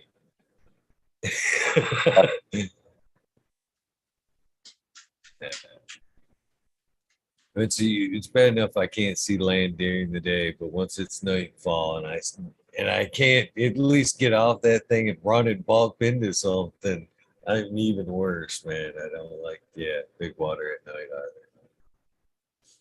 yeah. Well, shoot. What else we got to talk about? So just throwing it out there as far as like past guests and the opportunity you may have like bumping into somebody in the Wheat Nerd world there is Detroit River Rat here in Michigan, past guests. Happens to make custom lures. Uh, really nice custom lures. All kinds Oh, of them. He makes them all from scratch. He's actually was nice enough to mail me a few. Hopefully, I'll use Fish with Chase someday. So cool. maybe, hopefully, at some point, you guys can hook up and maybe Right. try out some of his stuff. Maybe a little swap. You never know. What did you say? You know? What did you Detroit say it River was? Rat. River Rat? Okay. Yeah, That's on Instagram. awesome dude too. Yeah, yeah. Okay. I'll take a look. Yeah, that's really cool. I was just talking to my buddy Brandon. You guys, some of you might know him as Blue Channel on Instagram. A couple days ago, and he's really into the fly tying and making his own like flies, tying flies, different lures. And, you know, one of these days I'd like to get into not just the fly tying necessarily. You know, fly fishing is kind of like a whole segment of fishing on its own. But yeah, people that make lures and making lures, it's pretty cool little facet, little art. I'd like to do kind of some uh you know, like with my seeds and whatnot. Like I made the kind of did the t-shirt thing. Like I want to do some like tackle boxes with like some custom lures and maybe like you know, my logo on there or something or whatever, and like some seed packs and a little tackle box with lures. Is kind of like one of my little, you know, late night ideas I've come up with. Yeah, I might have to hook up with a couple of these people that make lures and, you know, make some like custom lures to go with a seed line or two, and send them out in a little custom tackle box. If anything, Yeah. it sounds like a perfect match for a fish and cannabis show. Right. Right. Yeah, the two things go hand in hand for me, big time. You know, like music. I was going to ask you, if you said you didn't care for it when you were a kid, was cannabis a part of what kind of brought it back into play? I don't think that much, actually. No. You know, I wouldn't say so. I wouldn't say a big. I would say what really brought it into play was just, I don't know, maybe a little bit, actually, now that I'm thinking about it. But, you know, because cannabis is kind of one of the things that enhances your appreciation of nature. But I think more than anything, just an appreciation of nature and subsistence is, you know, one of the things that is I don't know what the word I'm looking for is all of a sudden, but it's dear to me. You know, I think, you know, being able to harvest some level of your, you know, food from the land is like a really, you know, special thing. And shit, who knows how long we'll even be able to do that in the coming years, the way things are going. And I really like, you know, that we can do that. And that's kind of what fishing is. You know, you get out there and you get some food with your own two hands, and the land provides it to you as long as you have the nerve to go out there and get it. And so I, you know, I guess now that I think about it, cannabis maybe does play a bit of a role in just the appreciation of nature, like in that regard. Definitely. I really believe there should be There's a pipe or nothing- a pack of papers in the top of every tackle box, to be honest with you. That's fine. Yeah. Agreed. And you know, certainly consuming cannabis while fishing happens pretty much every time for me. You know, enjoy fishing much more. I even named one of my selections a poison skunk. I named it Fish Whistle. We used to kind of have a joke on the river when the fishing is really slow that, oh, we need to go blow the fish whistle, you know, which means we're not catching any fish, so let's go smoke some pot. But I mean, it's kind of surprising how often it actually works. And you go and smoke a little bit, and then you go back to the river, and suddenly everybody's catching a fish, you know. So, you know, we used my stepdad, I suppose you'd call him, used to always say that, and we have been saying it for years. And so I named one of my favorite lines after that term, fish whistle.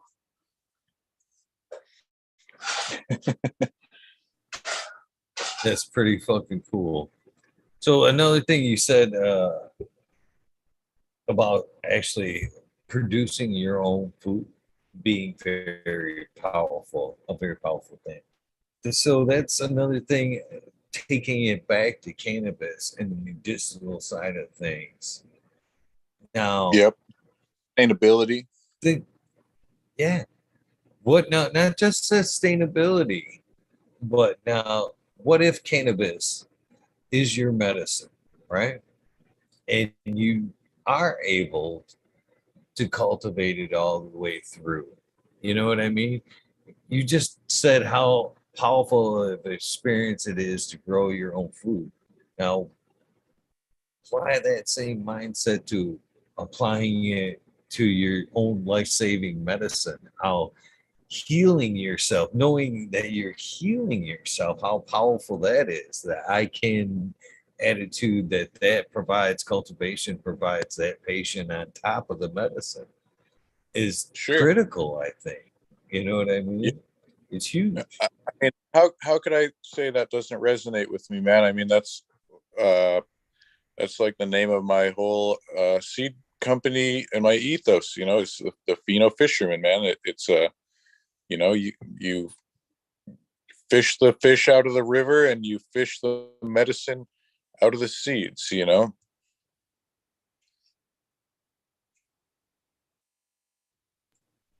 Agree, man. I actually believe the cultivation side of things is every bit of medicinal as the medicine itself, to be honest with you. That time all of us spend, you know what I mean? And again, relating back to it's all kind of medicinal thing, especially when you're producing it yourself, man. If it is your medicine, it isn't your medicine, whatever. I guarantee you, when you go into your room, it's the zen part of your day. You know what I mean? It's that relaxing moment.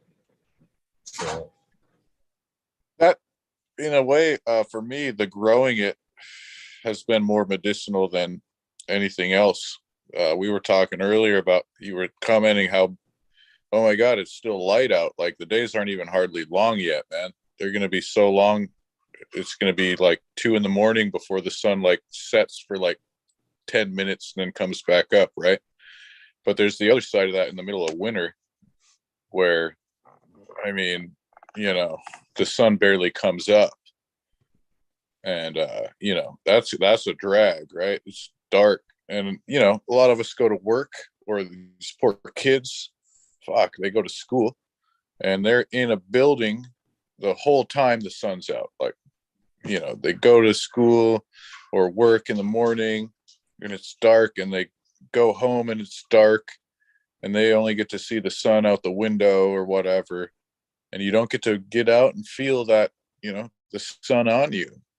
And it's really nice to go into the garden in your little kind of like tropical cave and kind of bathe in that warmth. It's not the same as the sun. It's not quite as good, I'll admit, but it's pretty nice. It's I am a little bit addicted to it, man, especially in the middle of winter.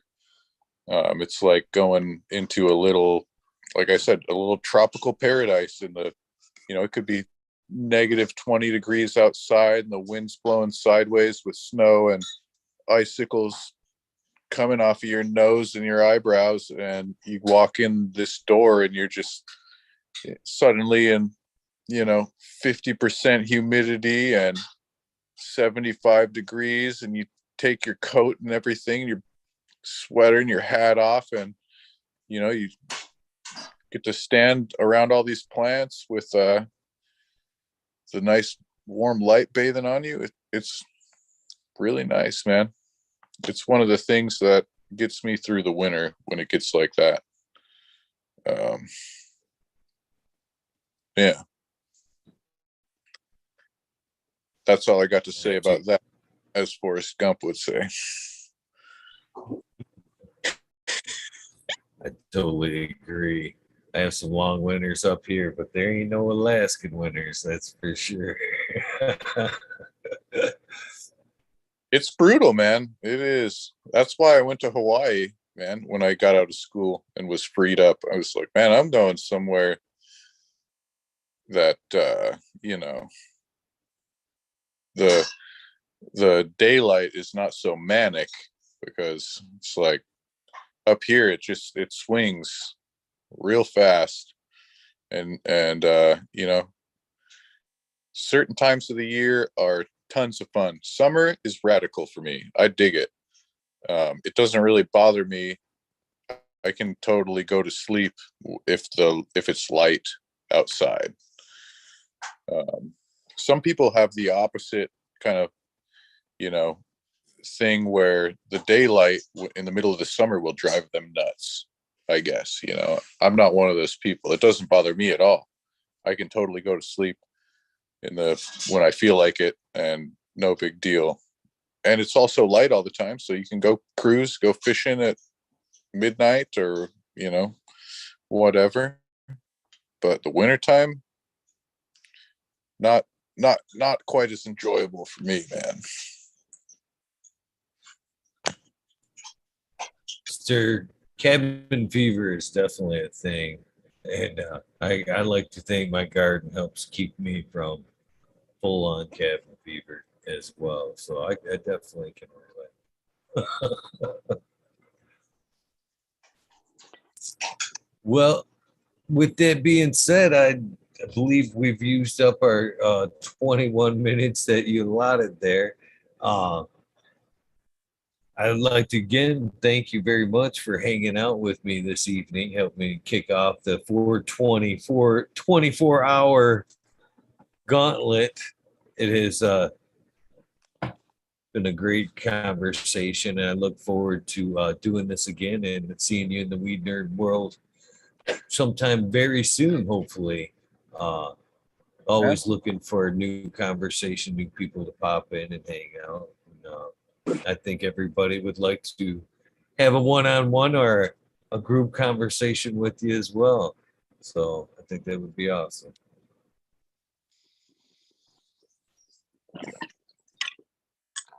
Yeah, you get a few people in on one chat at a time, probably in there. Then it sounds like. Yeah, it can vary, you know, from person to person, night to night. Some nights there'd be 2-3 people. Some nights there may be 20 people. There's been up to the words of 20 up there at one point. So yeah, it's a good time. From all around the world as well. You know, there's people that check in from the UK, Australia, Germany. We've had some from Africa. We've had some from Thailand. Where else? We've got Rasta Bob from Jamaica. Checks in every so often. All right. Of course, all across the great United States and Canada. So you never know who you'd be talking with when you pop in. Okay. Yeah, I'm really excited to have discovered you, and I didn't realize that you have done so many of these. It's always good to know that I have an absolute endless amount of weed stuff to listen to when I'm working in the garden. I look forward to listening more of them. I've listened to a few of them, but you know, I didn't know you had that many. So excellent. I don't really trim much anymore, God, but you know, I used to listen to a lot of this when I was. Do look through, man. There's a lot of great content. Mr. Toad's been on, Blue's been on. Of course, a lot of respectable breeders have been on. Mean Gene, James Proof, a lot of the other breeders as well.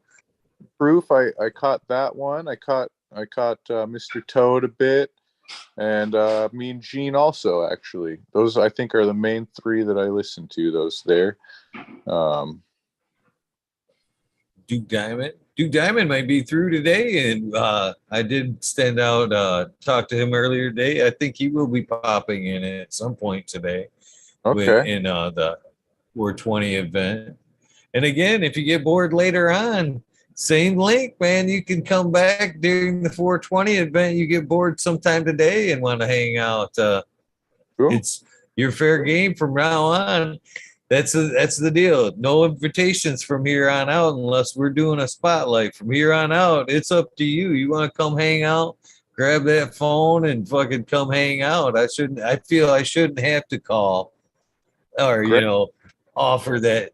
It's strictly on a 1-2 basis from here on out. So if you want to come hang out later today, please do. That's how it works. I like the format, man. Really awesome. The other things you'll check out on the channel as well as, of course, the organic takeover, which Smiley's Garden, who is in chat now, kind of takes it up a notch and talks serious organics on a more always respectable level there. All that, man. There's plenty to learn. Well, thanks a lot, One Eagle. thing I'd like to one last thing, brother. One last thing. What I like to call the sound bite, basically my version of the sound bite would be, hey, this is Eagle and I'm on fucking Talking Shit with Eagle episode 612. Please feel free to make it your own. You can put whatever you want before or after, as long as it's kind of got the show number in it. I'm grateful and I am ready for that right now. Okay. Well, I'm going to give you guys bong hit proverb number 419. Never look a gift horse in the mouth. But if you do, you better be a registered equestrian dentist.